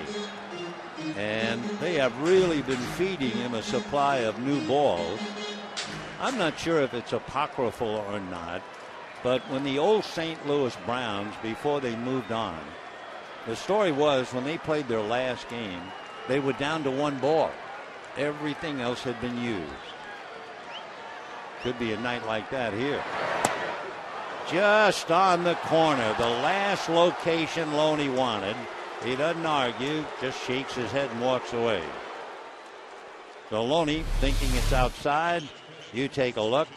Yeah, that was a good pitch, and Gary Cederstrom punches him up. So 1 down, and the batter will be A.J. Ellis. For Lincecum, that would be his 7th strikeout.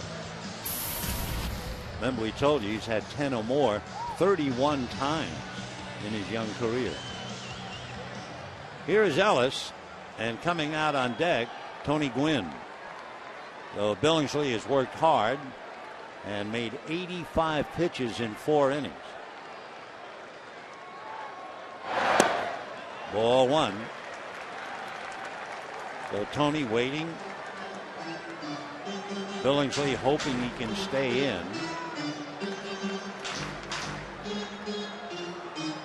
Down in the pen, the Dodgers have been moving people around. We saw Jamie Wright earlier, and he's up again.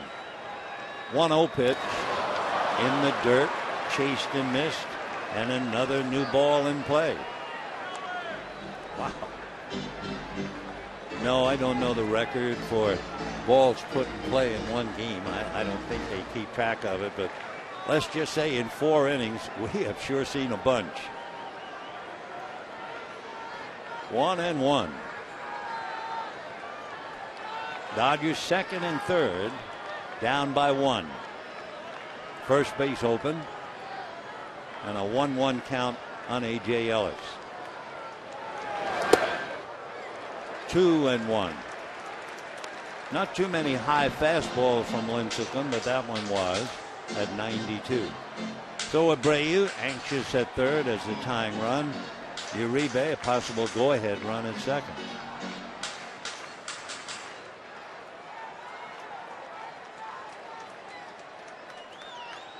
Two balls and 1 strike. Foul that fastball away again, 93.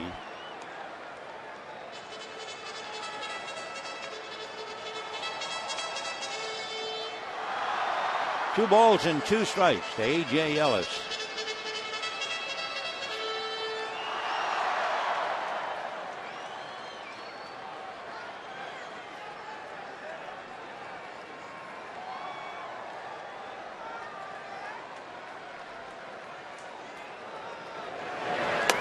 And high and inside.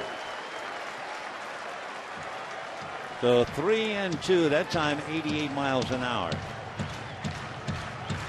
So anxious moment for Boshi with Gwynn on deck. 3-2 the count. Fastball hit down the right field line, slicing, foul, and out of play.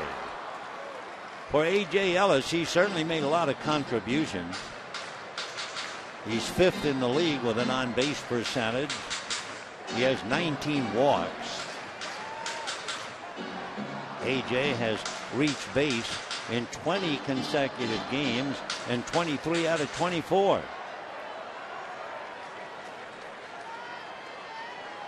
Three and 2, 1 out. Second and third for the Dodgers. Giants lead 2-1. In the dirt. Ball 4. Boy, how many times have we said that tonight? It's only the second walk, and Billingsley will be called away, and Chad is furious. He has to go 5 innings to possibly get a win. So he goes 4. He made 85 pitches, so averaging a little more than 20 pitches an inning, and he is hot.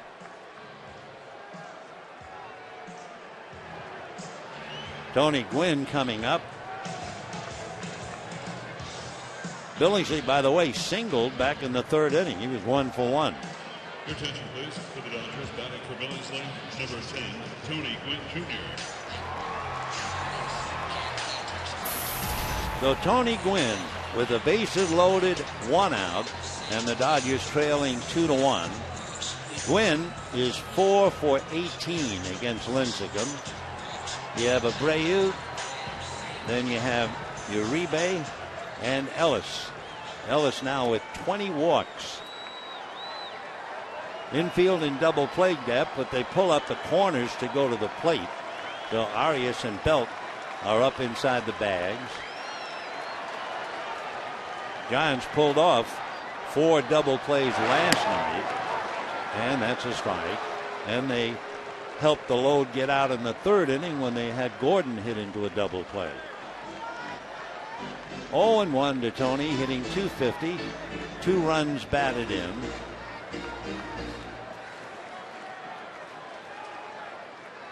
Gwynn, by the way, has not grounded into a double play this year.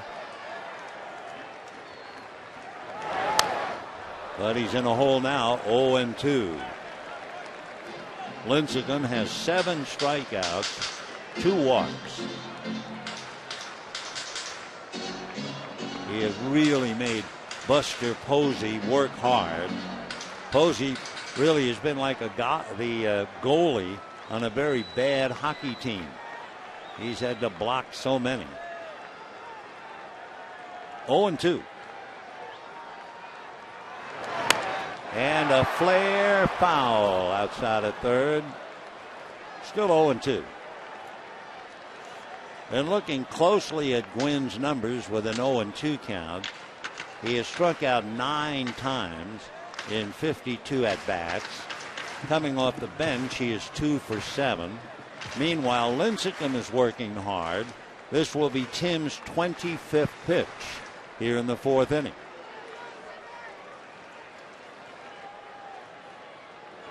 And a line drive, and there's nobody in right field. So scoring easily is Abreu. Here comes Uribe. They're waving in Ellis on a triple from Tony Gwynn. And the Dodgers take the lead 4-2.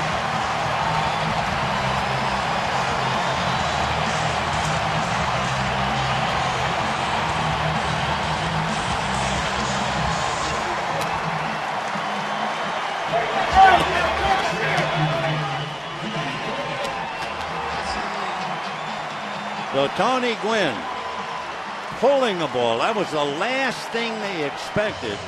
I mean, Melky Cabrera was so shallow and way over near the left field foul line. Cabrera is playing D. Gordon about the same way that they were playing Tony Gwynn. And Gwynn pulled it. That was the big surprise. A fake and no further play. Take another look. A pull into right, and of course Shearholtz was way over to right center. He never had a chance, and it went for 3, and it scored 3. By the way, the count was no balls, 2 strikes. That's ball 1. So with the bases loaded, and you hit an 0-2 pitch, and you're a left-hand hitter, and you pull it, that's about as big a mistake as a Cy Young Award winner would ever make.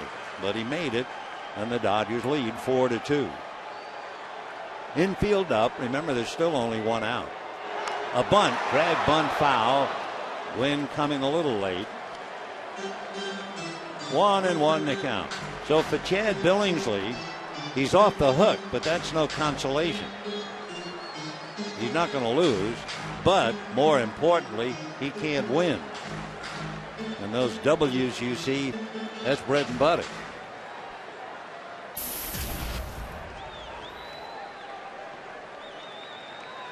One ball and 1 strike. They're still looking bunt and squeeze.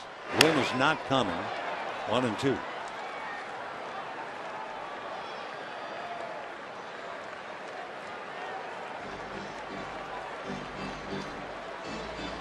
One out here in the 4th inning. The Dodgers have scored 4 times and lead 4-2.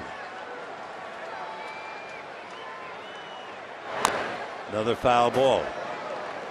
In the inning, Ethier opened up with a double to right, and Abreu singled to center, sending him to third. Uribe then singled. It was a diving block by Arias at third. A run scored. A wild pitch moved up a couple. A walk to Ellis loaded the bases, and then Gwynn on a no ball 2 strike count. What has to be considered a major mistake by Tim Lincecum, and Gwynn tripled to right field of all places. That was the last thing Bochy expected. 1-2. Little foul ball. Waiting patiently on deck, Adam Kennedy.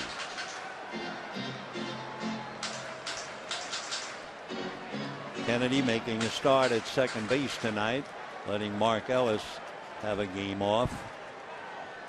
1-2. And a little fly ball. I doubt Gwynn would try to come in. Shearholtz is going to gun it, and the runner will hold. The only thing about it, he forced him to throw. You never know then. So Gwynn holding at third on a fly ball to shallow right. Shearholtz has the reputation of a good arm. And the batter, Adam Kennedy. By the way, when the Giants come up in the fifth inning, Posey, Belt, and Shearholtz.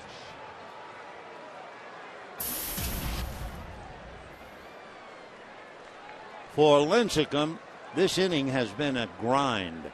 This will be his 33rd pitch in the inning. Of course, in the second inning, Billingsley made 34. That's a strike. Down in the Giant bullpen because of the expenditure of pitches by Lincecum, Travis Blackley, a left-hander, begins to warm up. 0-1. 0-2. Kennedy certainly swinging on the arm motion, so it looked like it was a 93-mile-an-hour fastball coming up, and it was 83.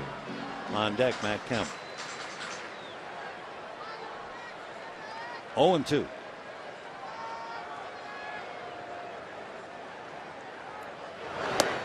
Ball one. Shows him the fastball. Tim, wild pitch. That set up a big inning. He's got 4 wild pitches this year. And concern, of course, with a runner at third. Ground ball to Emmanuel Burris. And that's the inning. But not before 8 men come to the plate. And Tony Gwynn drives home 3 of them as he drives a no-ball 2-strike pitch into right field. About as major a mistake as you're going to get. And it's 4-2 Dodgers.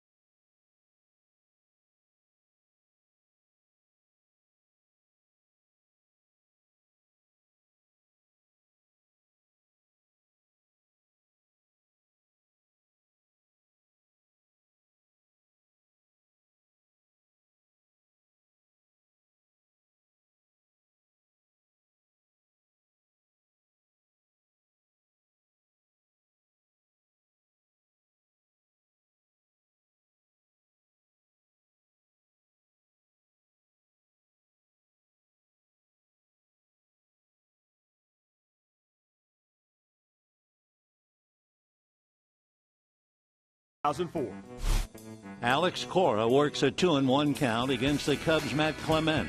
Then, in an unreal sequence, Cora proceeds to foul off the next 14 pitches. Foul ball by a hair. Now, with a 2-2 count on the 18th pitch of the at-bat, the unbelievable. Back goes Sosa, way back to the gate. It's gone.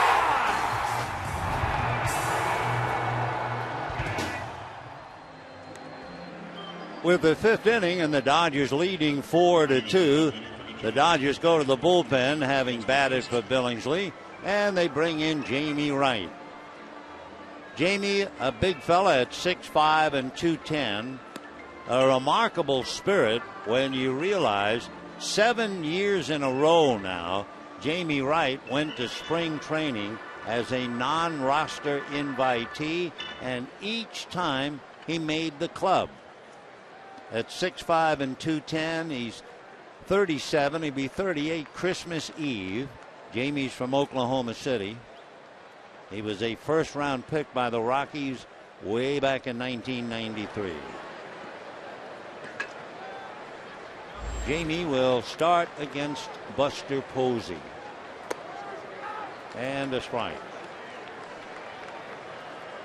Posey flied to left. and singled.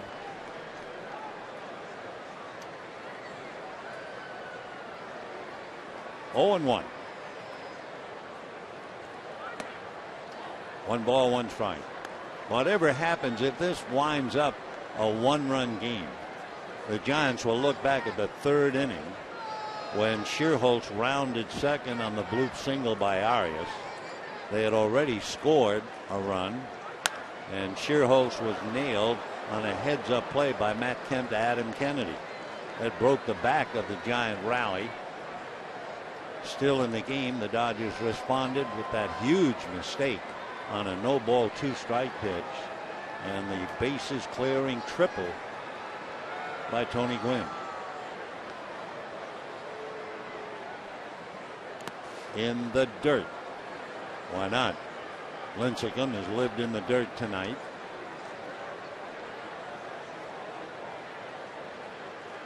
Meanwhile, Tony Gwynn playing the role of the hero, and well deserved.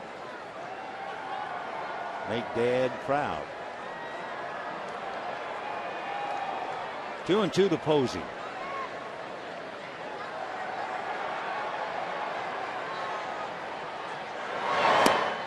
And down he goes.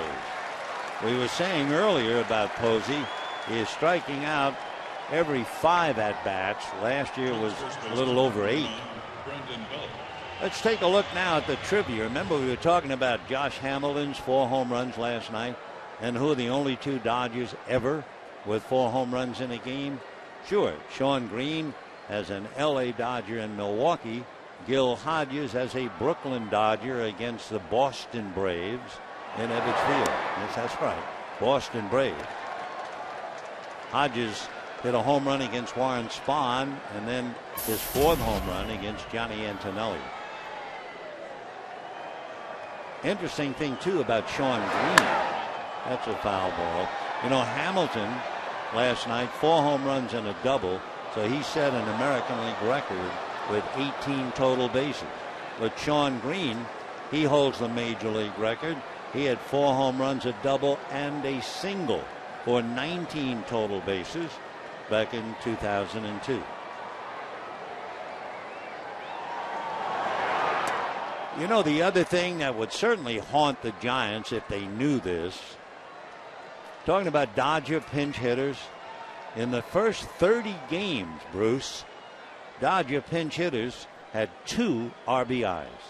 And tonight, Tony Gwynn has 3 on a no-ball 2-strike pitch. That'll do it for Belt.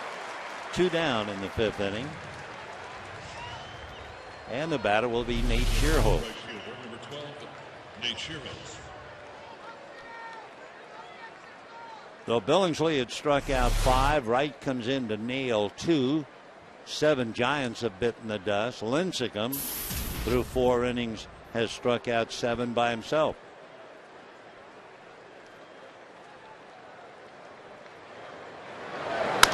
And little ground ball to Kennedy. Boy, nice inning for Jamie Wright. So the Giants go very quietly for the first time tonight, and it's 4-2 Dodgers.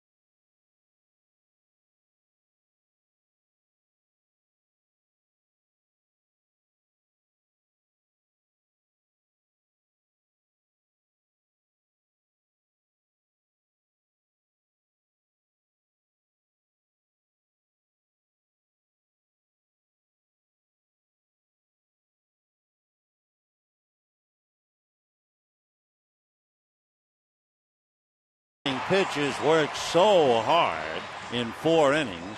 Billingsley comes out without a chance to win, however, and Lincecum still in there, hoping his club can get back. So Tim, here in the 5th inning, will start it off against Matt Kemp, which brings up somewhat of an interesting point.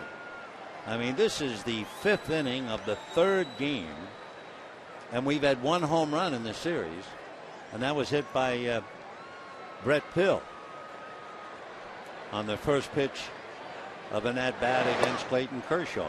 1 home run. Of course, the Giants, if you look at their history, and it's a 1-ball, 1-strike count. In 1946, the Giants hit 121 home runs. That was 40 more than any other National League team, believe it or not. How'd they come out? They finished last. And in 1947, the New York Giants, playing in the old Polo Grounds, they had a National League record of 221 home runs. Where they finish? 4th. So home runs get the headlines, but there's a lot more to it. And Matt Kemp would be the first to tell you. He has 12, 27 ribbies, hitting .396. Lincecum has struck him out twice tonight and has him 1-2 right now.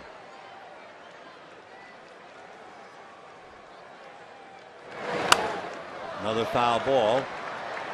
Another 93-mile-an-hour fastball.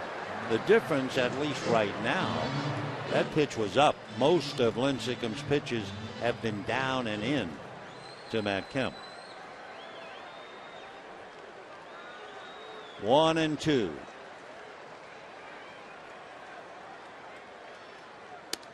And away. 2-2.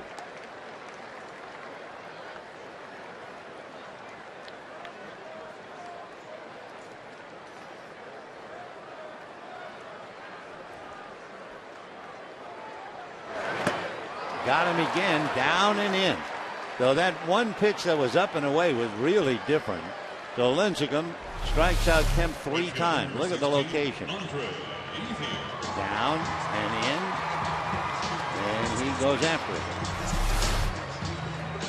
So for Lincecum, 8 strikeouts, but he's losing 4-2, making that very bad pitch to Tony Gwynn. No balls and 2 strikes. Now Ethier, singled and doubled. Single to left, double to right. Fouled away. Now what's very interesting, the count is no balls and 1 strike. You know what's happened to Lincecum this year? He gets the count 0-1, and you know what the hitters are doing? They're hitting .340 against him in that count of 0-1. And this time, fly ball to left center, playable. Blanco is there. 2 down. And the batter will be Bobby Abreu. Number 23, Bobby Abreu.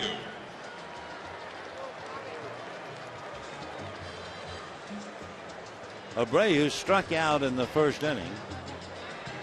Swung and missed an off-speed pitch in the 4th inning.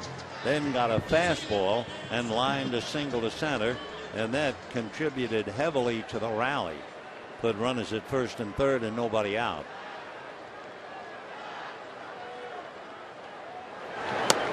In there.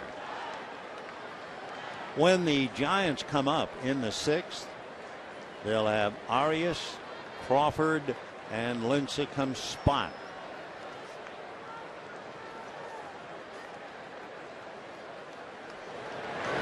The Giant bench, by the way, this year, 1 home run, 6 RBIs.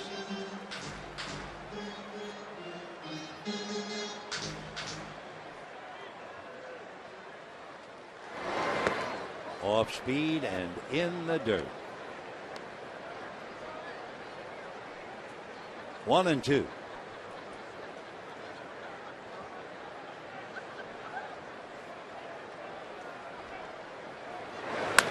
And line to right, and again they don't expect him to pull, So Shearholtz plays in right center, and just like Tony Gwynn, who pulled it right down the line, Abreu doubles to right.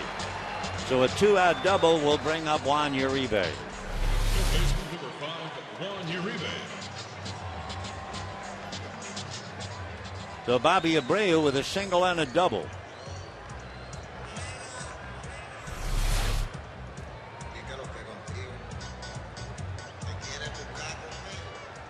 Remember, he was 0-2 to Tony Gwynn, and Gwynn tripled. He was 1-2 against Abreu. So this is not the Lincecum, really, that we saw those 2 years when he was the Cy Young winner. Popped in the air to right field, very playable. And it'll be Shearholtz. That'll be that.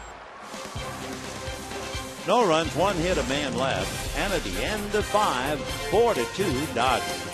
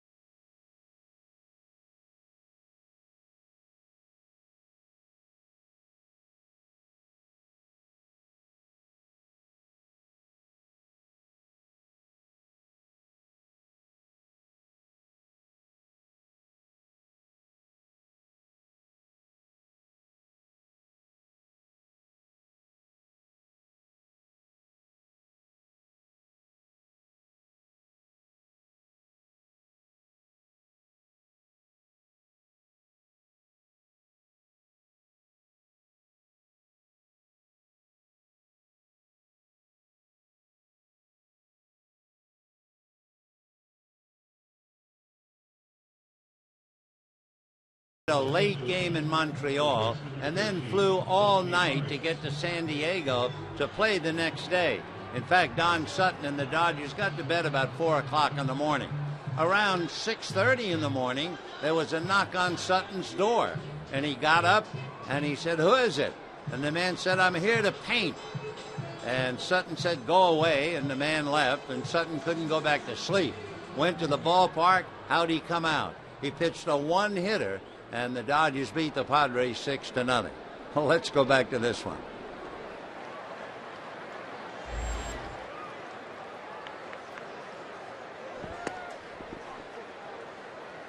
Four to 2 in favor of the Dodgers. Arias, Crawford, and Lincecum due up. You know, the strangest things can happen on the road with a ball club. That's fouled away.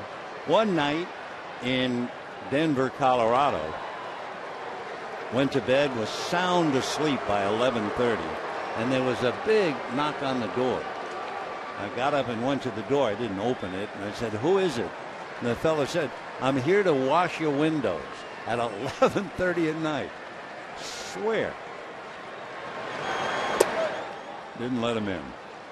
2-1 the count to Arias.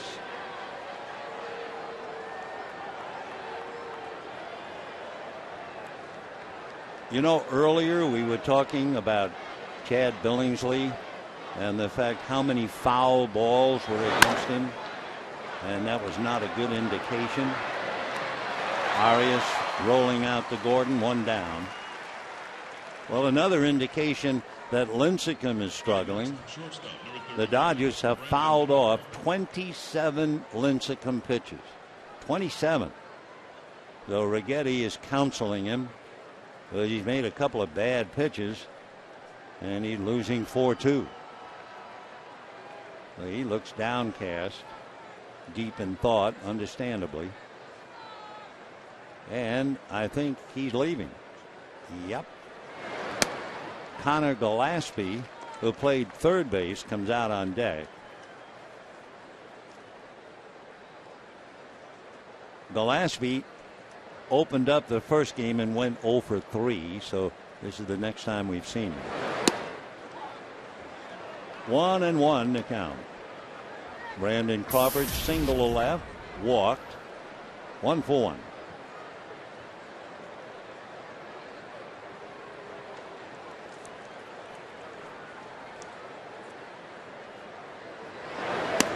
A bunt attempt, and he leaves it in Ellis mitt. 1-2 to Brandon.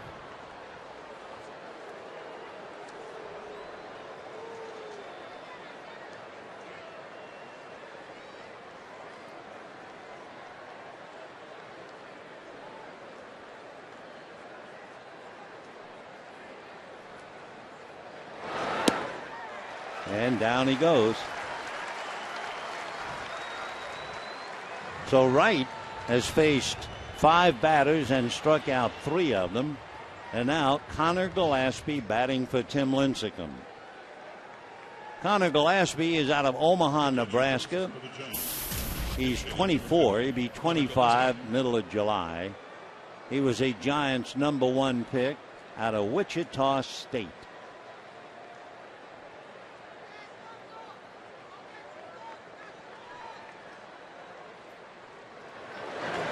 And ball 1. Well, one change in Gillespie, all you have to do is look at his hands. When he was in high school, Connor said if you wore batting gloves, you were made fun of.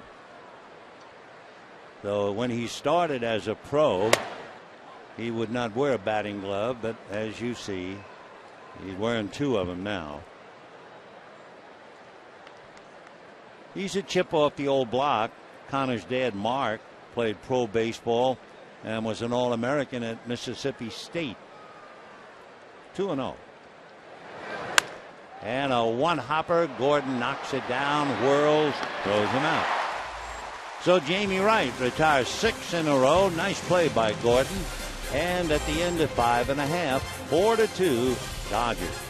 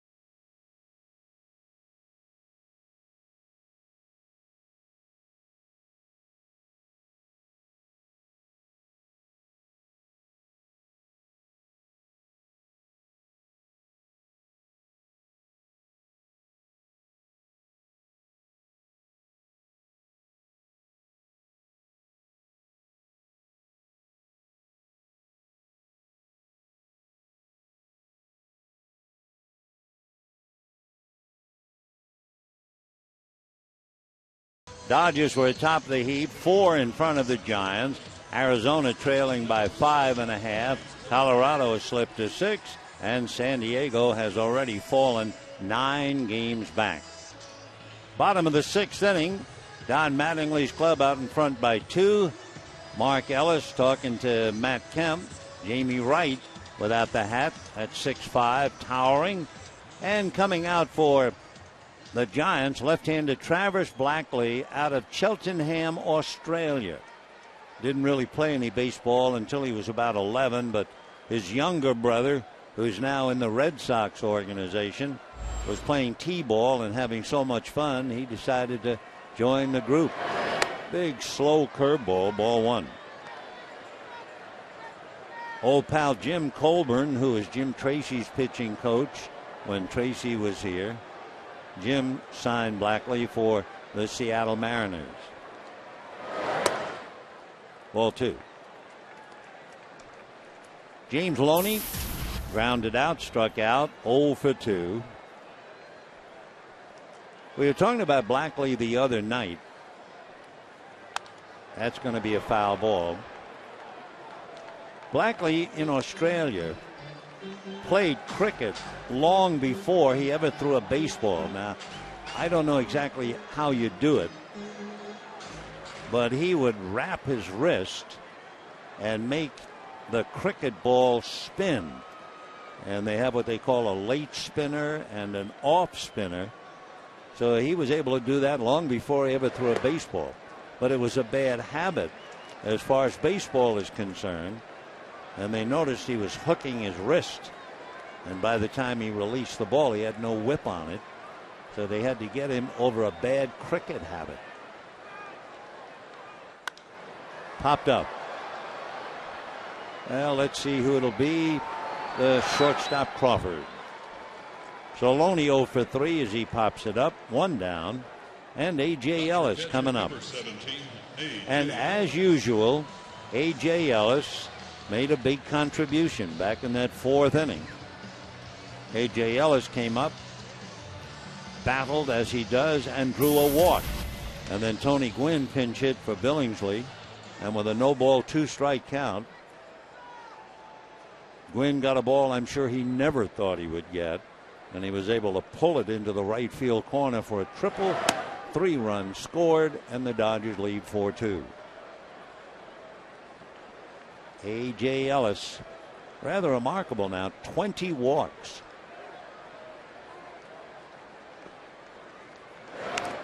Oh, and 2.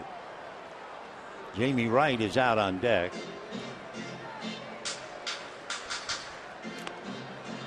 Down in the Dodger bullpen, Ronald Belisario begins to warm up. Jamie Wright has worked 2 innings, retired 6 in a row while striking out 3.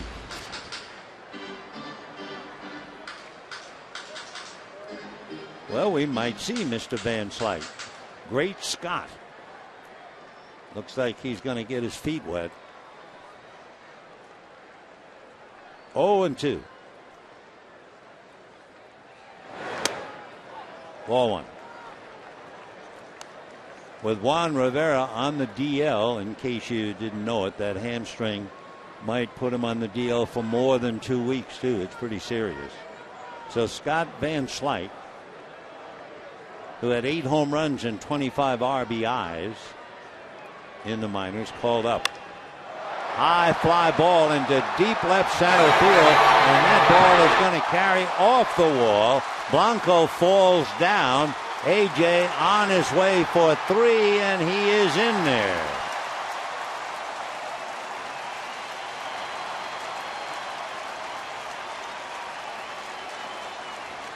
So A.J. Ellis triples off the center field wall. Blanco slipping and falling down. That helped give him the extra hit. Take another look.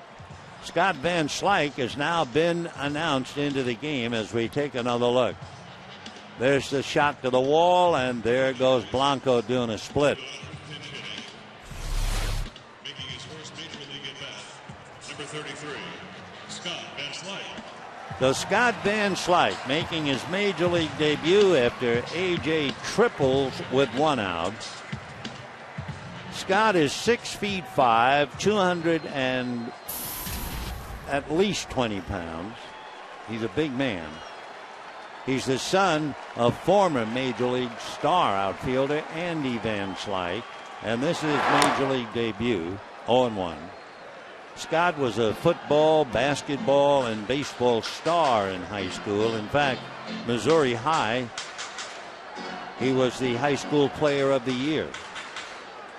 He turned down a scholarship to the University of Mississippi and signed with the Dodgers. And his brother A.J. was also drafted. Dodgers named him the Dodger Minor League Player of the Year last year, 0-2.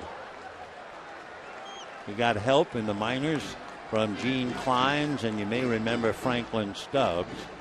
And he's made the stops, Ogden and Great Lakes, Albuquerque, 2 years in Chattanooga, and then to Albuquerque again. His dad won 5 consecutive Gold Gloves with the Pirates, and his father had one of the great arms in the outfield, and Scott throws the ball well too. 0-2. And a broken bat base hit. Welcome to the big leagues. So Scott Van Slyke singles home A.J. Ellis, and the Dodgers lead 5-2. And they'll get that ball, and it'll wind up in the Van Slyke trophy case. And I'm sure tonight, I'm not sure where Andy is, but his son will make a call. So the Dodgers using pinch hitters. Gwynn tripled, and now Van Slyke singled. Wow, and a run batted in as well.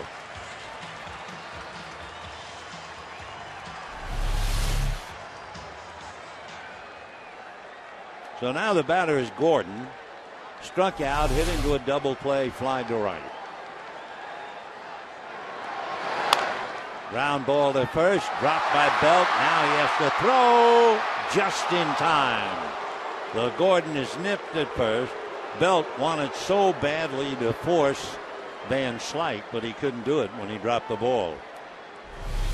Second baseman, number 3, Adam Kennedy. So 3-1 to take care of Gordon. Van Slyke now at second.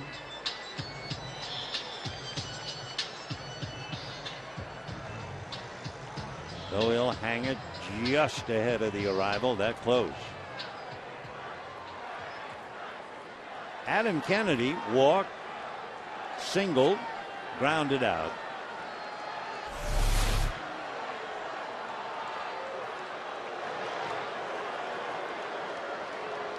And for Van Slyke, he had a pinch hit single on a no ball, 2-strike count.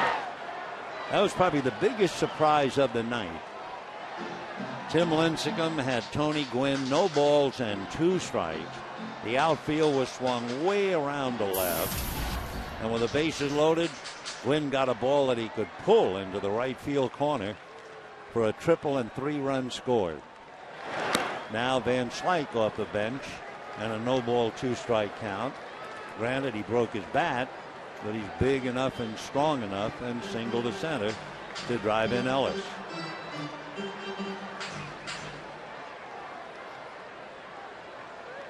Adam 1 for 2 with a walk.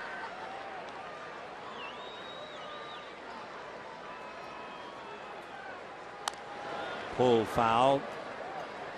When the Giants come up in the 7th inning, it'll be Blanco, Burris, and Cabrera. The Giants have not had a hit since Arias singled to center and Shearholt rounded second and was cut down from Matt Kemp to Adam Kennedy.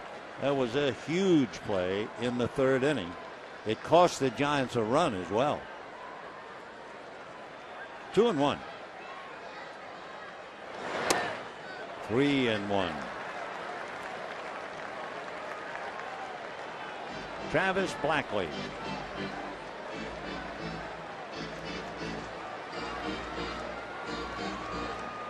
In San Antonio, Blackley was playing catch with one of the coaches, and that's when they realized he was hooking his wrist. They had to really work on him. Fastball sliced down the left field line, foul. 3-2.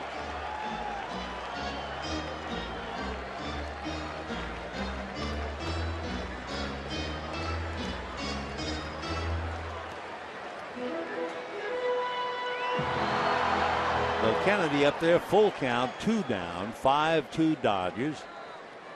Bottom of the 6th inning. Blackley, in becoming a major leaguer, spent some time last year pitching in Korea.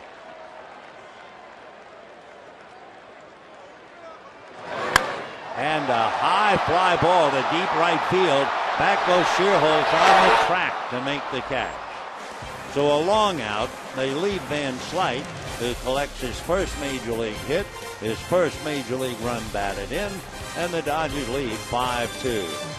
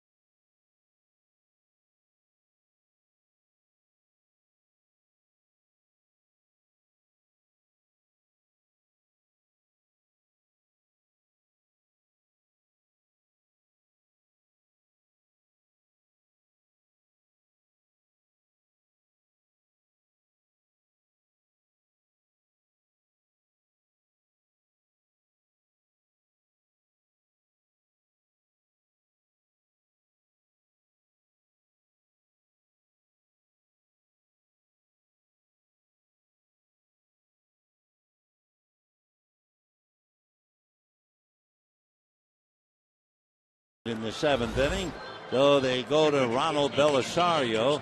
This will be his 3rd game. He's allowed just 1 hit and nothing else. 2 scoreless innings. Last year, he did not play. 59 games the year before. Belisario has great stuff. As you know, he's had, what would you call it, a checkered past? Anyway, into the 7th. With Blanco, Burris, and Cabrera. Gregor Blanco playing for Angel Pagan and playing center field. He's 1 for 3. Single, stole a base in the 1st inning, but then struck out each of the next 2 at-bats. Hitting .262. Ball 1. Pagan furnishes a good portion of the Giant offense. Angel has 4 home runs, 9 runs batted in, and 7 other extra base hits, but he's not playing. Strike.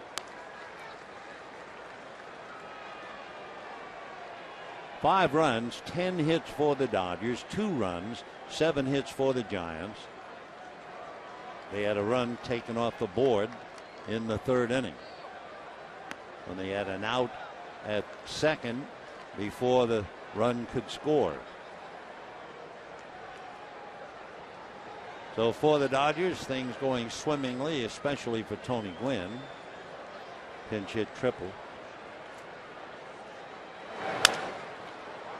Right down to Adam Kennedy.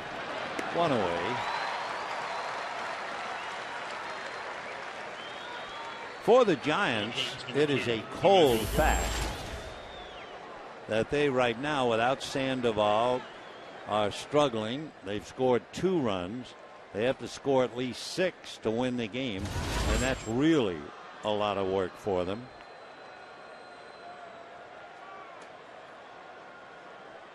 Giants in 30 games have scored 111 runs. They sure miss Pablo Sandoval. Not quite sure. Maybe the middle of June, I believe. 1 ball, no strikes. In there. Emmanuel Burris, a switch hitter, has struck out, grounded out, and walked. He's 0 for 2, batting .250.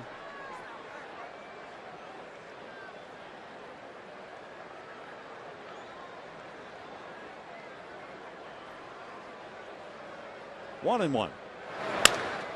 A shot over the glove of a leaping D. Gordon, and it's a base hit for Burris. For those of you who are watching the basketball game, we'd like to show you the big play of the night. Bases loaded, 0-2 count to Tony Gwynn, and he promptly pulled one into right field, right down the line. The last place the Giants expected. 3 runs scored on Tony's triple. Dodgers took a 4-2 lead, and they now lead 5-2. He gets a smile from Sue Falsone, the Dodger trainer.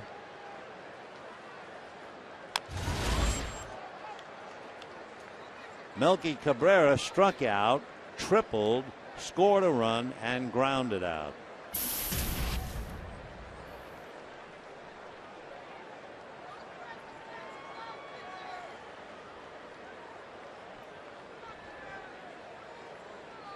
For the Dodgers, 5 runs, 10 hits. Giants, 2 runs, 8 hits. And they had 7 hits in the first 3 innings against Chad Billingsley. Arias had the last hit in the 3rd, and now Burris gets the base hit in the 7th.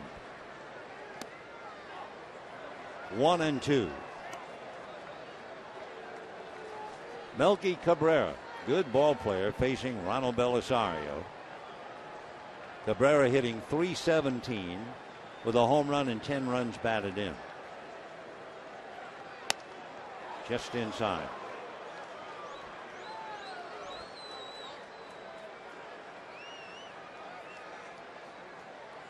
Two and two.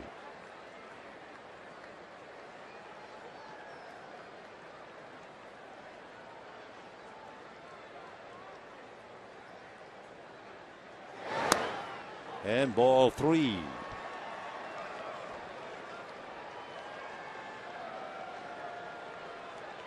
So Cabrera with Posey representing the possible tying run.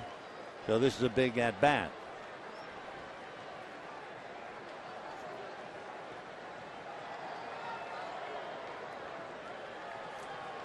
Three and two.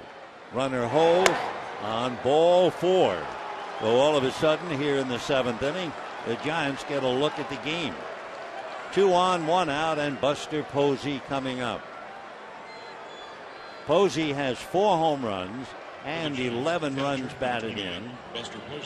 In the game tonight, he picked up an RBI with a base hit, so he now has 12.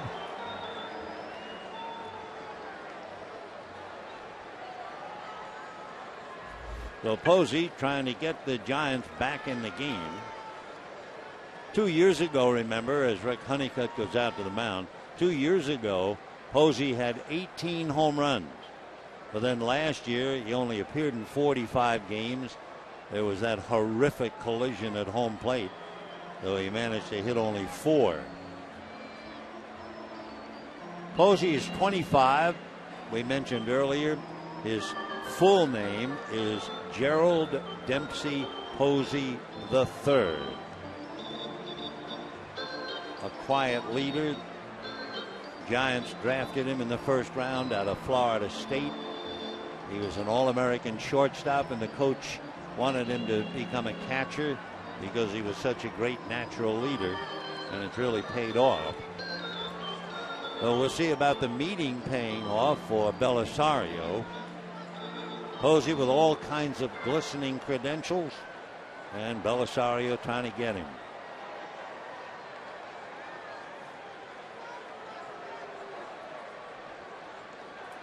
Down in the Dodger bullpen, it's busy, and that gets away, and the runners go to 2nd and 3rd. So Belisario comes in, gets an out, gives up a single and a walk, and we'll see how this pitch looks to the official scorer in the dirt and off the heel of the mitt of A.J. Ellis.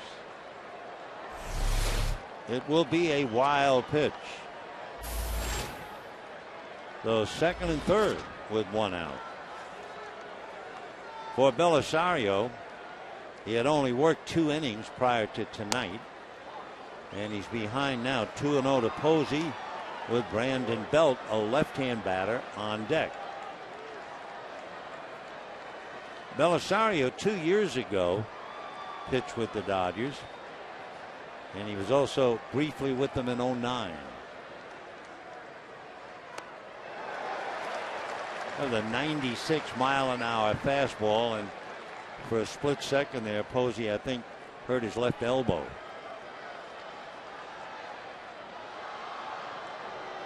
Two and one.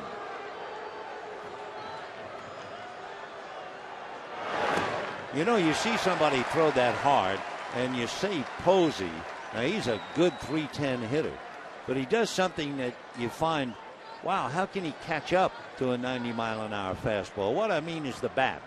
Watch what happens with the bat. It will almost drop down behind his shoulder. And down he goes. Not much of an at-bat for Buster that time, and he knew it. So Belisario just overpowered him. There goes the bat dropping. Of course, he keeps it alive. It's not like it's behind his back when he starts the swing. But even so, that's a lot of movement. Maybe Gary Sheffield. So here's Belt. Belt struck out twice, hit into a force play. Billingsley struck out 5.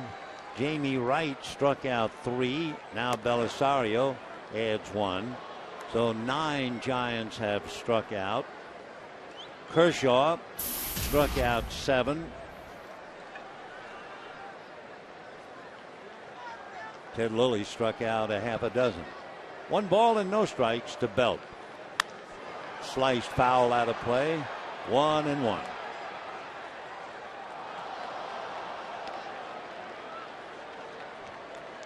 Belt hit into a force play and came around eventually to score a run in the 3rd inning. And that was the run they called off when Schierholtz overran second base. A broken bat and a ground ball to Kennedy, and that's the 3rd out. So the Giants lose a big chance. No runs, 1 hit, 2 left at the end of 6.5. 5-2 Dodgers, and now we'll have God Bless America and Take Me Out to the Ball Game. Ladies and gentlemen, this time we ask that you please rise and join in the singing of God Bless America. Please welcome back from NBC's hit show The Voice, Katrina Parker. God bless America, land that I love. Stand beside her and guide her through the night with the light from above. From the mountains to the prairies to the ocean wide with foam. God bless America, my home sweet home. God bless America, my home sweet home. Katrina Parker.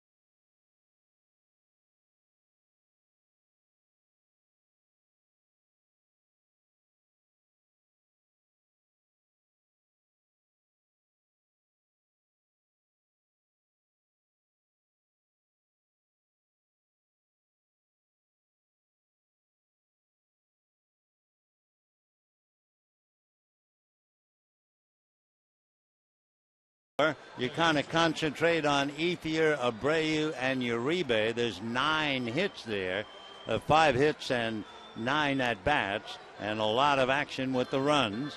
And the pitcher spot down there in the number 9 slot, thanks to Gwynn and Van Slyke. The pitcher spot is 3 for 3 because Billingsley also had a base hit. Aubrey Huff will take over at first base and bat 9th, and Clay Hensley will pick up the pitching for the Giants.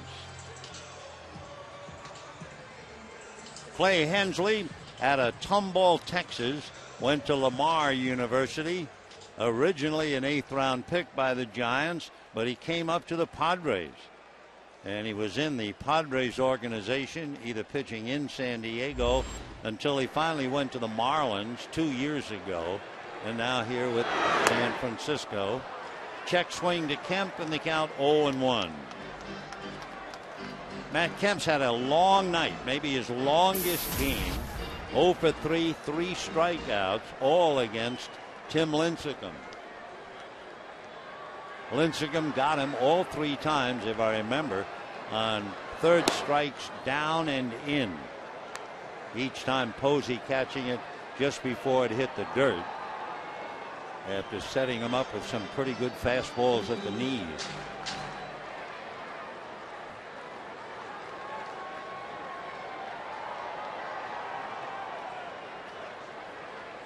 One ball, 1 strike. 1-2. Matt struck out with a runner at first in the first inning. Struck out with a runner at first in the third. And then for good measure struck out leading off the 5th. 12 home runs, 27 runs batted in. And a line drive backhanded by Arias. And they get Matt for the 4th time. Nice play by Joaquin Arias. You know, Friday night fireworks at Dodger Stadium will pay tribute to the stadium's 50-year history throughout the season. Following the game, folks are invited onto the field to enjoy the show, including music and video highlights from the 70s. For tickets, visit Dodgers.com/promotions. Andre Ethier singled in the first inning to left field, doubled to right, and scored a run in the 4th, and flied to center. 0-1.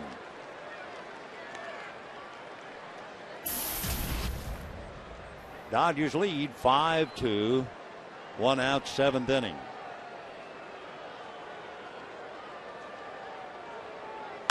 And a 1-hopper, or was it caught? Yeah, 1 hop, and the out at first. Sinking line drive, backhanded short hop by Emmanuel Burris. Good play. Fielder, number 23. So Ethier, a very tough out, hits the ball hard, and now Bobby Abreu. Abreu struck out in the first inning, but he singled to center in the 4th and doubled to right in the 5th.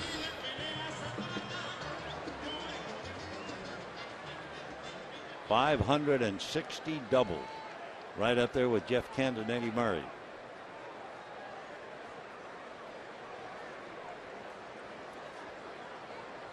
Abreu is 38 years old. He was 38 middle of March.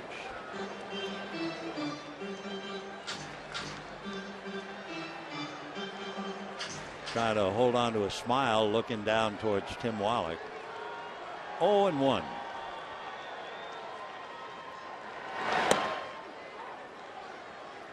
Oh, and 2.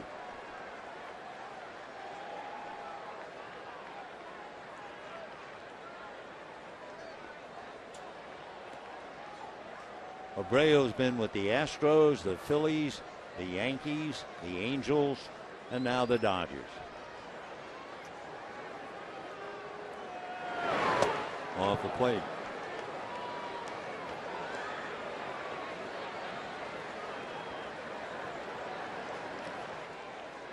Bobby from Maracay in Venezuela. They tell me right outside the back door, almost the rainforest. Tried to time it, came up empty, down he goes. So the Dodgers out in order in the 7th. Nice inning for Clay Hensley. And at the end at 7, 5-2 Dodgers.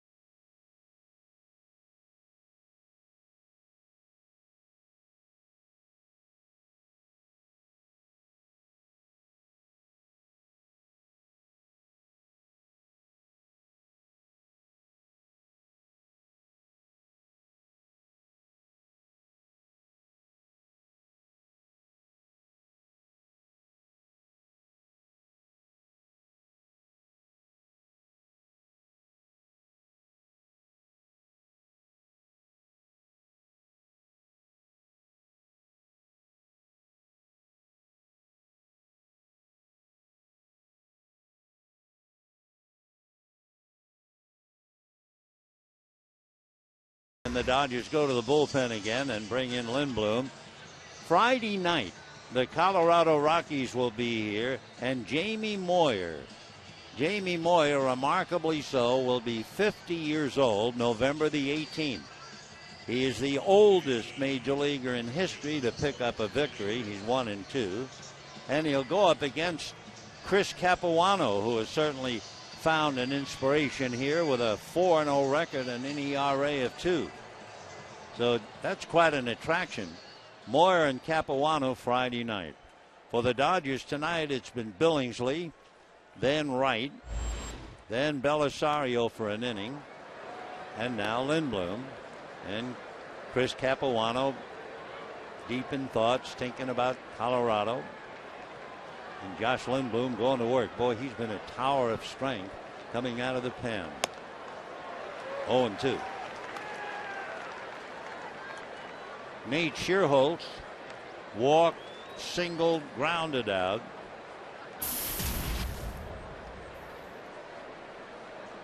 Never like to refer to a player as a GOAT. That's not fair. But every now and then there is someone who, let's say, shares the blame with others. And for Nate, a pivotal play. On a base hit to center, he rounded second. Matt Kemp threw behind him. They nailed him. Belt, who would have scored, had the run taken down. And instead of a 3-0 Giant lead, and they were still batting, that out killed them. Matt Kemp made a good play to throw back of him and get him. And Adam Kennedy was there to make the quick tag. But it's not all beer and Skittles. Not all wins at all.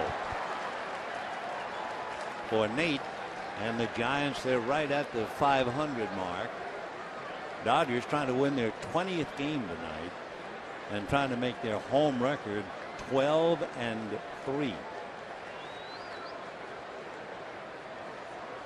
0-2 to Nate. Off the plate. Josh Lindblom out of Purdue, a Boilermaker.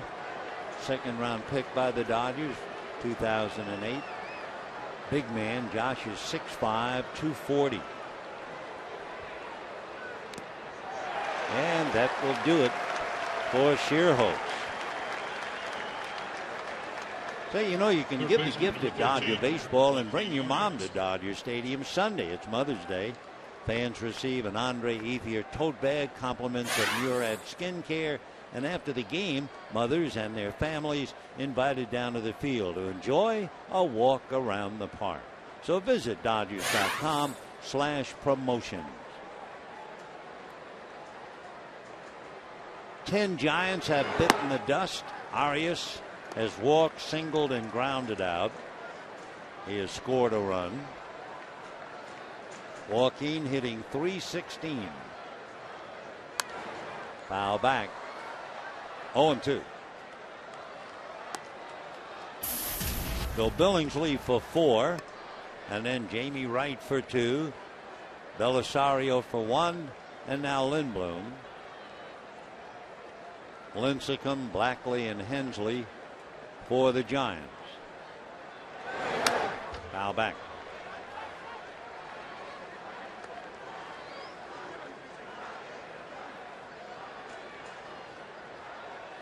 The paid attendance tonight on a Wednesday evening, 33,993.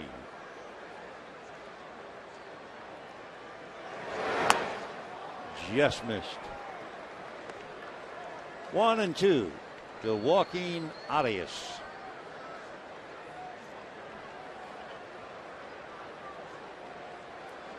With Brandon Crawford on deck.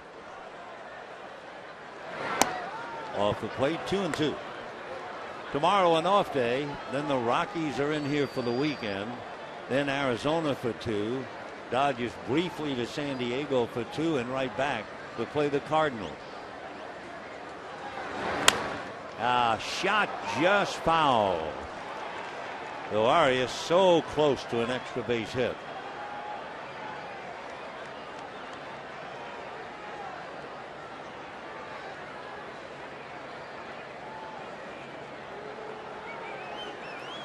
Billingsley struck out 5. Jamie Wright struck out 2. In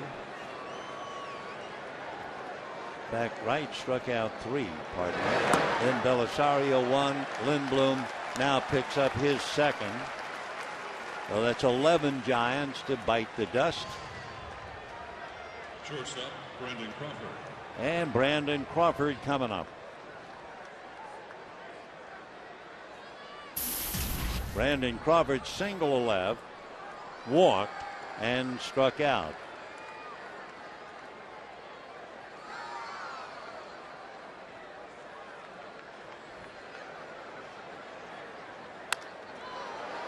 And that's going to be a base hit to left field. Every Giant in the starting lineup has struck out at least once. They do have an infield single from Tim Lincecum while he was in there. So not much of an attack. They do have 9 hits, but only 2 runs. Aubrey Huff, who just had to get away. He had in April, he was just overcome with anxiety. He had a panic attack, I guess you'd call it. Now he's back, and everybody hopes that he'll have fun playing the game. That's a strike. Aubrey's from Marion, Ohio, 6'4" and 230. Went to the University of Miami and was originally drafted by the Devil Rays. 0-1. 1-1. Aubrey Huff always remember his favorite player was Nolan Ryan. His mom had tickets to a game. Ryan was pitching.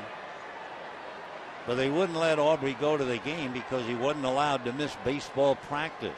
He was brokenhearted. And what happened? Ryan pitched a no-hitter. Look out, Gordon. He goes all the way out into left field to make the catch. Matt Kemp almost pulled him out of his uniform. I don't think I've ever seen a shortstop who will go farther out into left field. I mean, he runs left fielders off the ball. He will not give up. And at the end of 7.5, 5-2 Dodgers.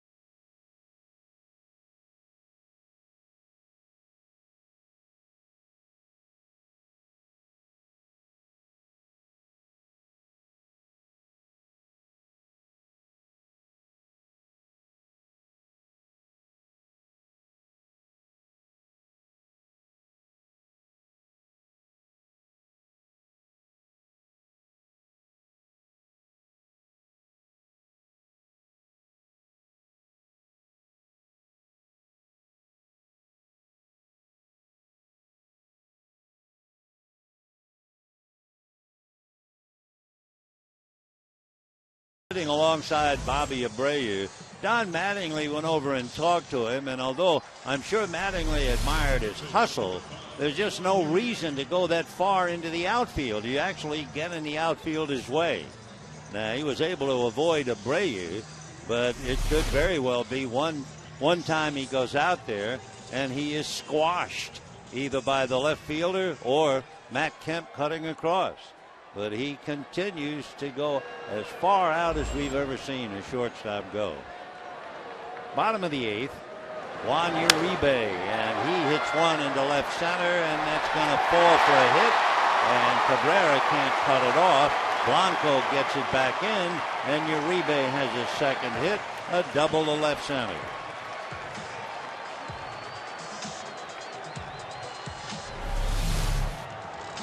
First baseman, number 7. So the Dodgers now have 11 hits. Cabrera took a bad route on that ball. I mean, he played that into a double. One of those things. So the leadoff double, and here's James Loney. Grounded out, struck out, popped up, 0 for 3. Dodgers holding on to a 5-2 lead, trying to make it 2 out of 3 from the Giants, and trying to snap a little streak. Remember, they had lost 2 out of 3 to Colorado. They had lost 2 out of 3 to the Cubs. So they come home trying to get well and possibly can win 2 out of 3 from the Giants. We'll see.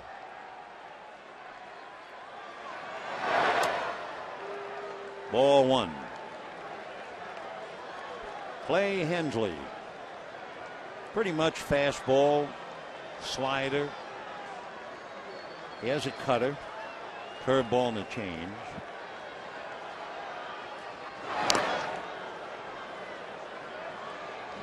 Hensley's 5'11". When he was in high school, he was only 5'8". He played center field and ran hurdles. And really, Clay didn't start pitching until he was 21. So here he is in the big leagues.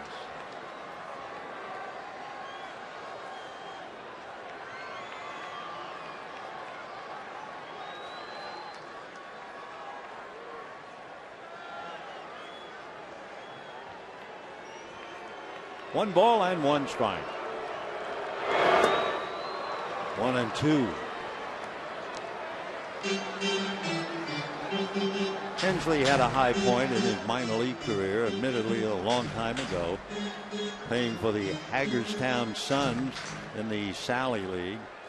He pitched a 7-inning perfect game. 1-2. I don't trust my memory, but we were talking about Scott Van Slyke. And if you are old enough to remember 1985, the Dodgers and the Cardinals in a bitter race to win the division. And it was here, Loney a base hit. That's going to score the man Uribe, and the Dodgers lead 6-2. Anyway, in '85, the big thing was Tommy Lasorda had Tom Niedenfuer pitch to Jack Clark. And Jack Clark hit a big home run to beat the Dodgers, crushed Los Angeles, broke everybody's heart. If I remember correctly, and I really have no book, but if I remember correctly, the on-deck hitter who would have come on had they walked Jack Clark was Andy Van Slyke, whose son is, of course, now a Dodger, and picked up his first major league hit, a major league RBI, and his first major league broken bat. Boy, his dad, Andy, was a marvelous player. Yeah, 13 years, 5 consecutive Gold Gloves.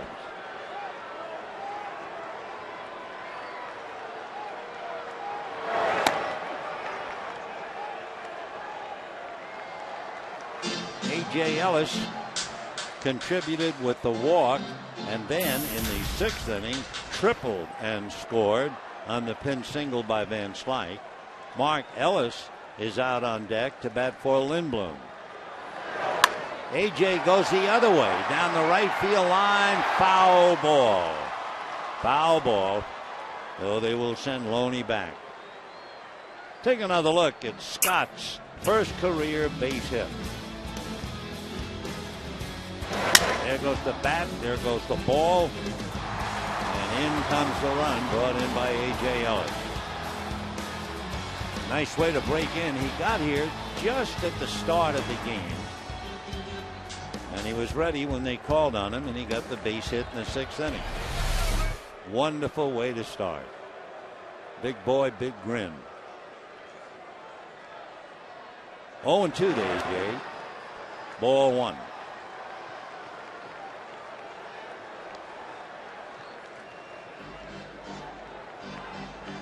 Ellis has put up some rather remarkable numbers. I don't think any optimistic player thought that he would be doing what he's doing.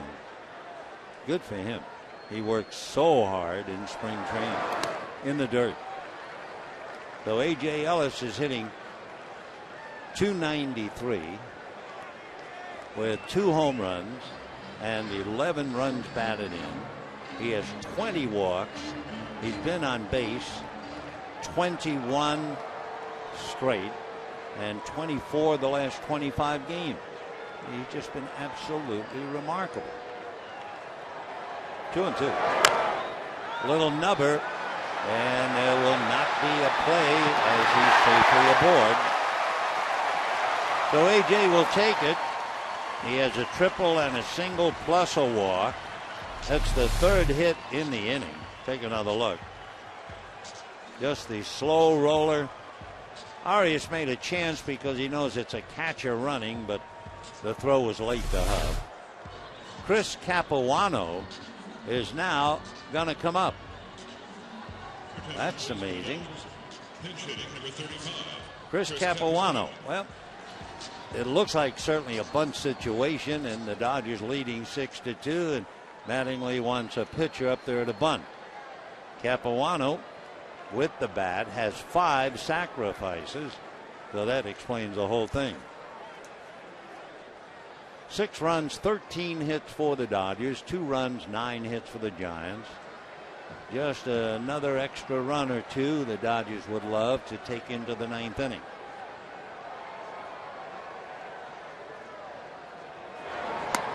Pull the bat back. 1 ball and no strikes.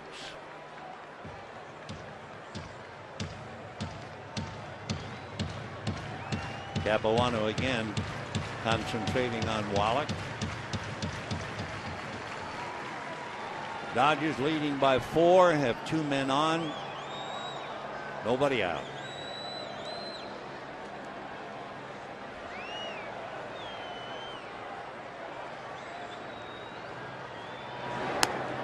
Pulls the bat back again. Ball 2. 2-0.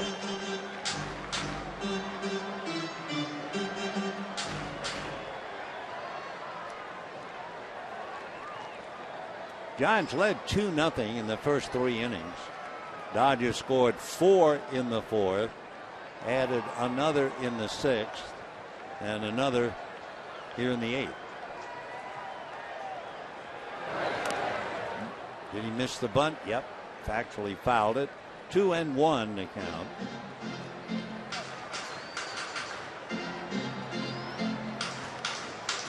Capuano will be on the mound Friday night, going up against Jamie Moyer and the Rockies. And of course that means Troy Tulowitzki, Carlos Gonzalez, Todd Helton, etc. Huff and Arias still shortening up, looking bunt. And he got it down. Huff has only 1 play to first, so Capuano, with his 6th sacrifice, moves Loney to 3rd, Ellis to 2nd, and a job well done for Chris, and he'll get a hero's greeting in the dugout. Here they come. So Capuano does his job. And now D. Gordon will be coming up. The D stands for deep. Going deep into the outfield. with a little 8-game hitting streak. He's 0 for 4 tonight. Struck out, hit into a double play, flied to right, grounded to first.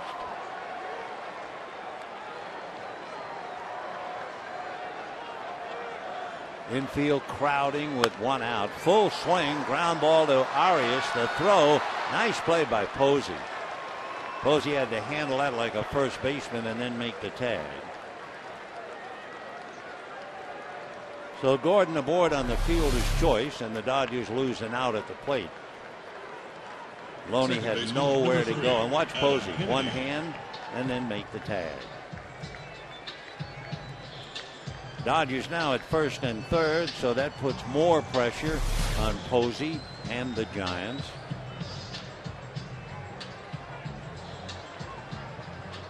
D. Gordon might very well be off to the races against Hensley.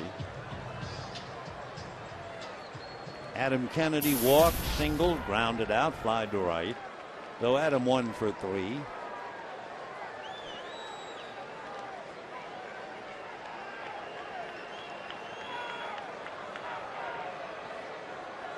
Dodgers 6 runs, 13 hits.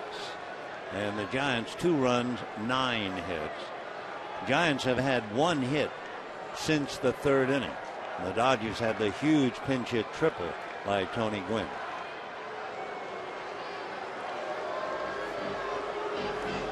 D. Gordon held on by Aubrey Huff. Gordon has stolen 12 out of 17.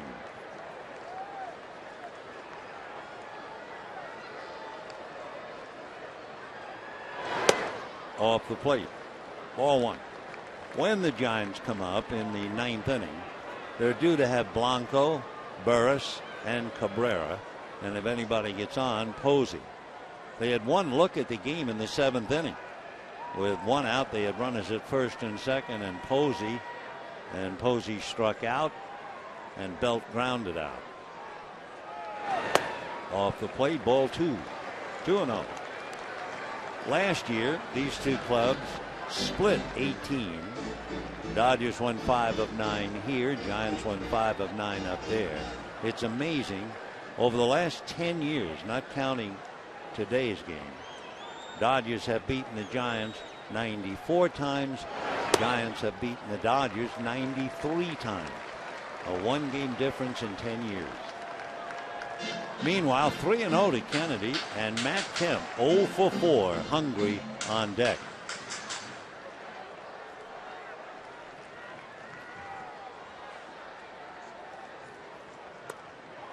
And ball 4, so here comes Matt with the bases loaded.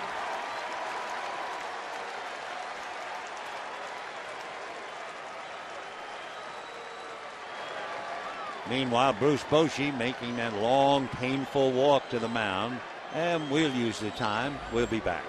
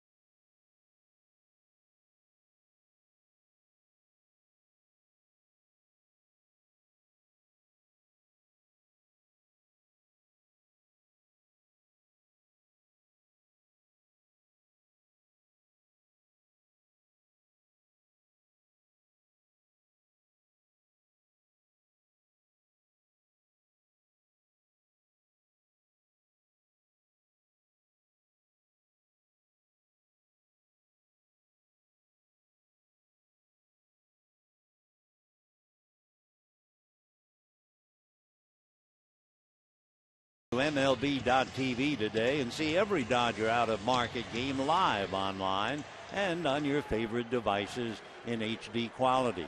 Visit Dodgers.com to order and get more details. MLB.TV, baseball everywhere.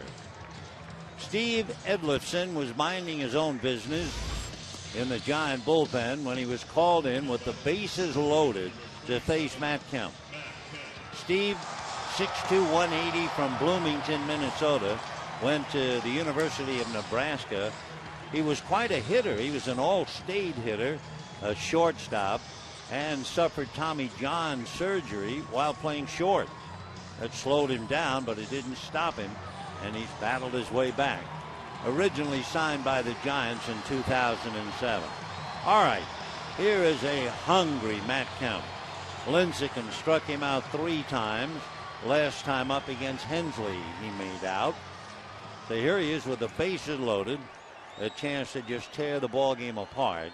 A.J. Ellis at third, D. Gordon at second, Adam Kennedy at first. Matt has 6 grand slams in his career. A strike. Last year he hit one in Cincinnati. And there you can see the list with Piazza heading the parade, and Marshall, Green, and Matt all there at a half a dozen. 0-1.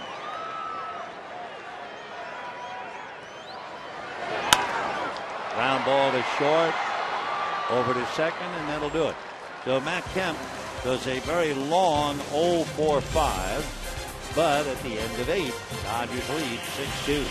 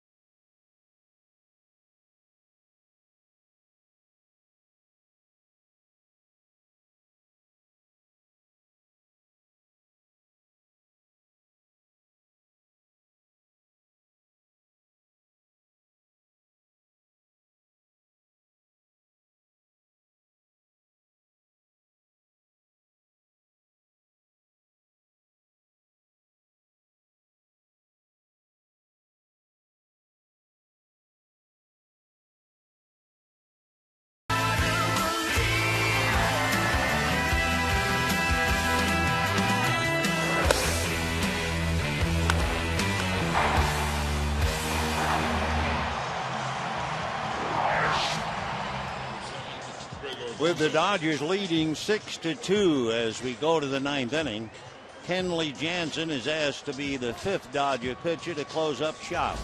It was Billingsley for 4, Jamie Wright for 2, and then Ronald Belisario for 1, Josh Lindblom for 1, and now Kenley.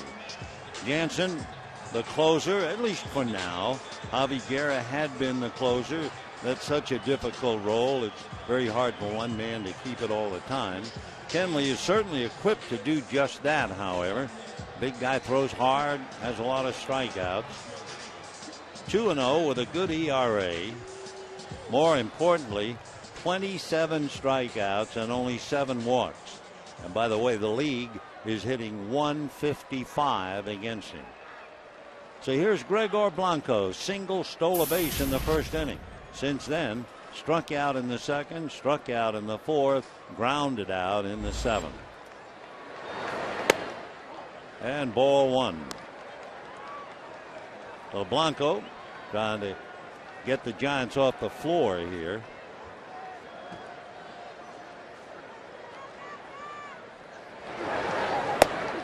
That's in there.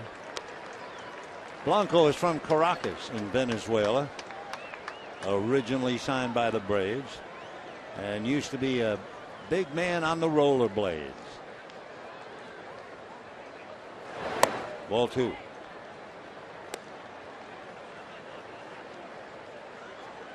Signed by the Braves. He came up with them, went to the Royals, and now with the Giants.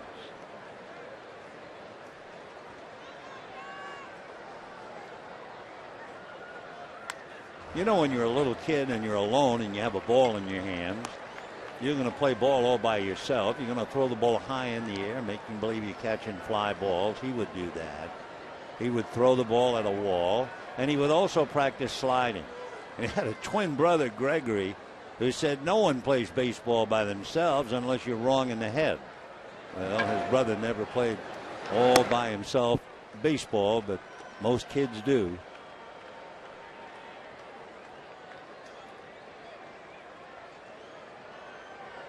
Gregor Blanco, 5'11", 175, 28.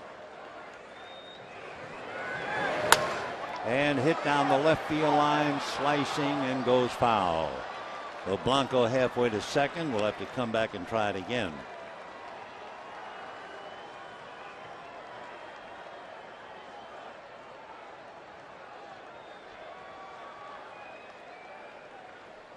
So Blanco, Burris, and Cabrera. Giants actually led in this game. They had 2 walks and 2 singles for 1 run in the second inning. And then in the third inning, it was one of those things almost like a game question. How can you have 4 hits and only 1 run? Well, it happened to the Giants in the third inning. That was that big play involving Nate Shearholtz rounding second. They nailed him before the run scored in the inning, and the Giants have never recovered. Ball 4 to Blanco. So hope burns eternal for the Giants, and the batter will be Emmanuel Burris. Burris struck out and grounded out, walked and singled to center. So the switch hitter, 1 for 3. And we'll check in left-handed.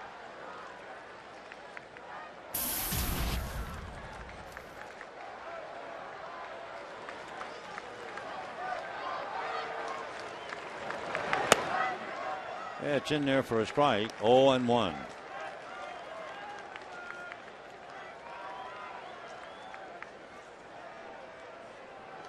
Burris playing second base. Ryan Theriot going through one of those tough times. So they sat him down. Theriot 0 for 4 last night. So if I remember the number, Ryan is like 1 for 21. So one man's struggle is another man's opportunity. And here's Burris, out of our nation's capital in Kent State. 1 ball, 1 strike. And a little flare. Gordon is there to handle it. And holding it first is Blanco. So nice play by D. He didn't have to go out and run into Bobby Abreu. And the batter will be Melky Cabrera. So Burris winds up going 1 for 4. Cabrera struck out, tripled, scored a run, grounded out, and walked. So Melky 1 for 3. Switch hitter batting left-handed. Cabrera's numbers, he's hitting .419 right-handed and in the 280s left. He has just 1 home run, and he hit that left-handed. That's a strike. Giants heading to Arizona. The Dodgers with a day off tomorrow, and then the Rockies will be here.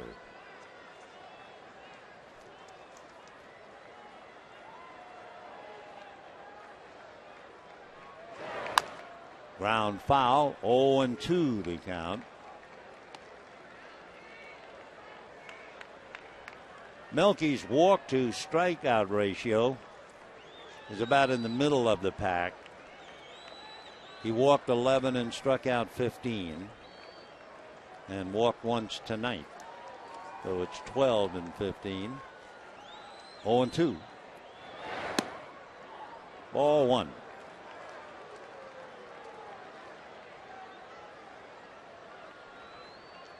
Cabrera about 5'11". 1 and 2. On the outside corner. See you later. Good fastball at 92. That was one of those deer in the headlights look by Cabrera.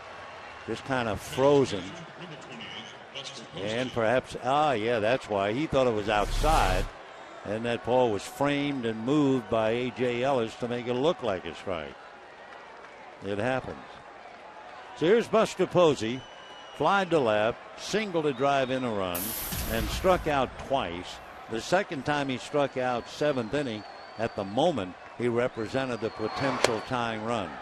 On a strike at the plate, they let Blanco go to second, but it's defensive indifference. No stolen base. What it does do is take the force away. By the way, they've done some research about young Scott Van Slyke. Scott came up and had a pinch hit single and an RBI. The last time a Dodger in his major league debut at bat got a pinch hit RBI was back in 1961. Carl Warwick was pinch hitting for Wally Moon, who had homered earlier. Wow, 1961. Remarkable. 0 and 2. And Posey strikes out a third time, which was the note we gave you at the start of the game. He is striking out much more every 4.5 at-bats compared to 2 years ago when he struck out every 8 or 9 at-bats. So the Dodgers breeze, lead 6-2. Jansen makes 17 pitches and closes up shop. Dodgers win 2 out of 3. Tony Gwynn would certainly wear the mantle of the hero. The big clutch triple on a no-ball, 2-strike count with the bases loaded. And then, of course, the highlight of young Scott Van Slyke. A reminder, we'll see you Friday. Jamie Moyer and Chris Capuano right here at Dodger Stadium. And until then, stay tuned for Dodgers Live coming up next. Good night, everybody.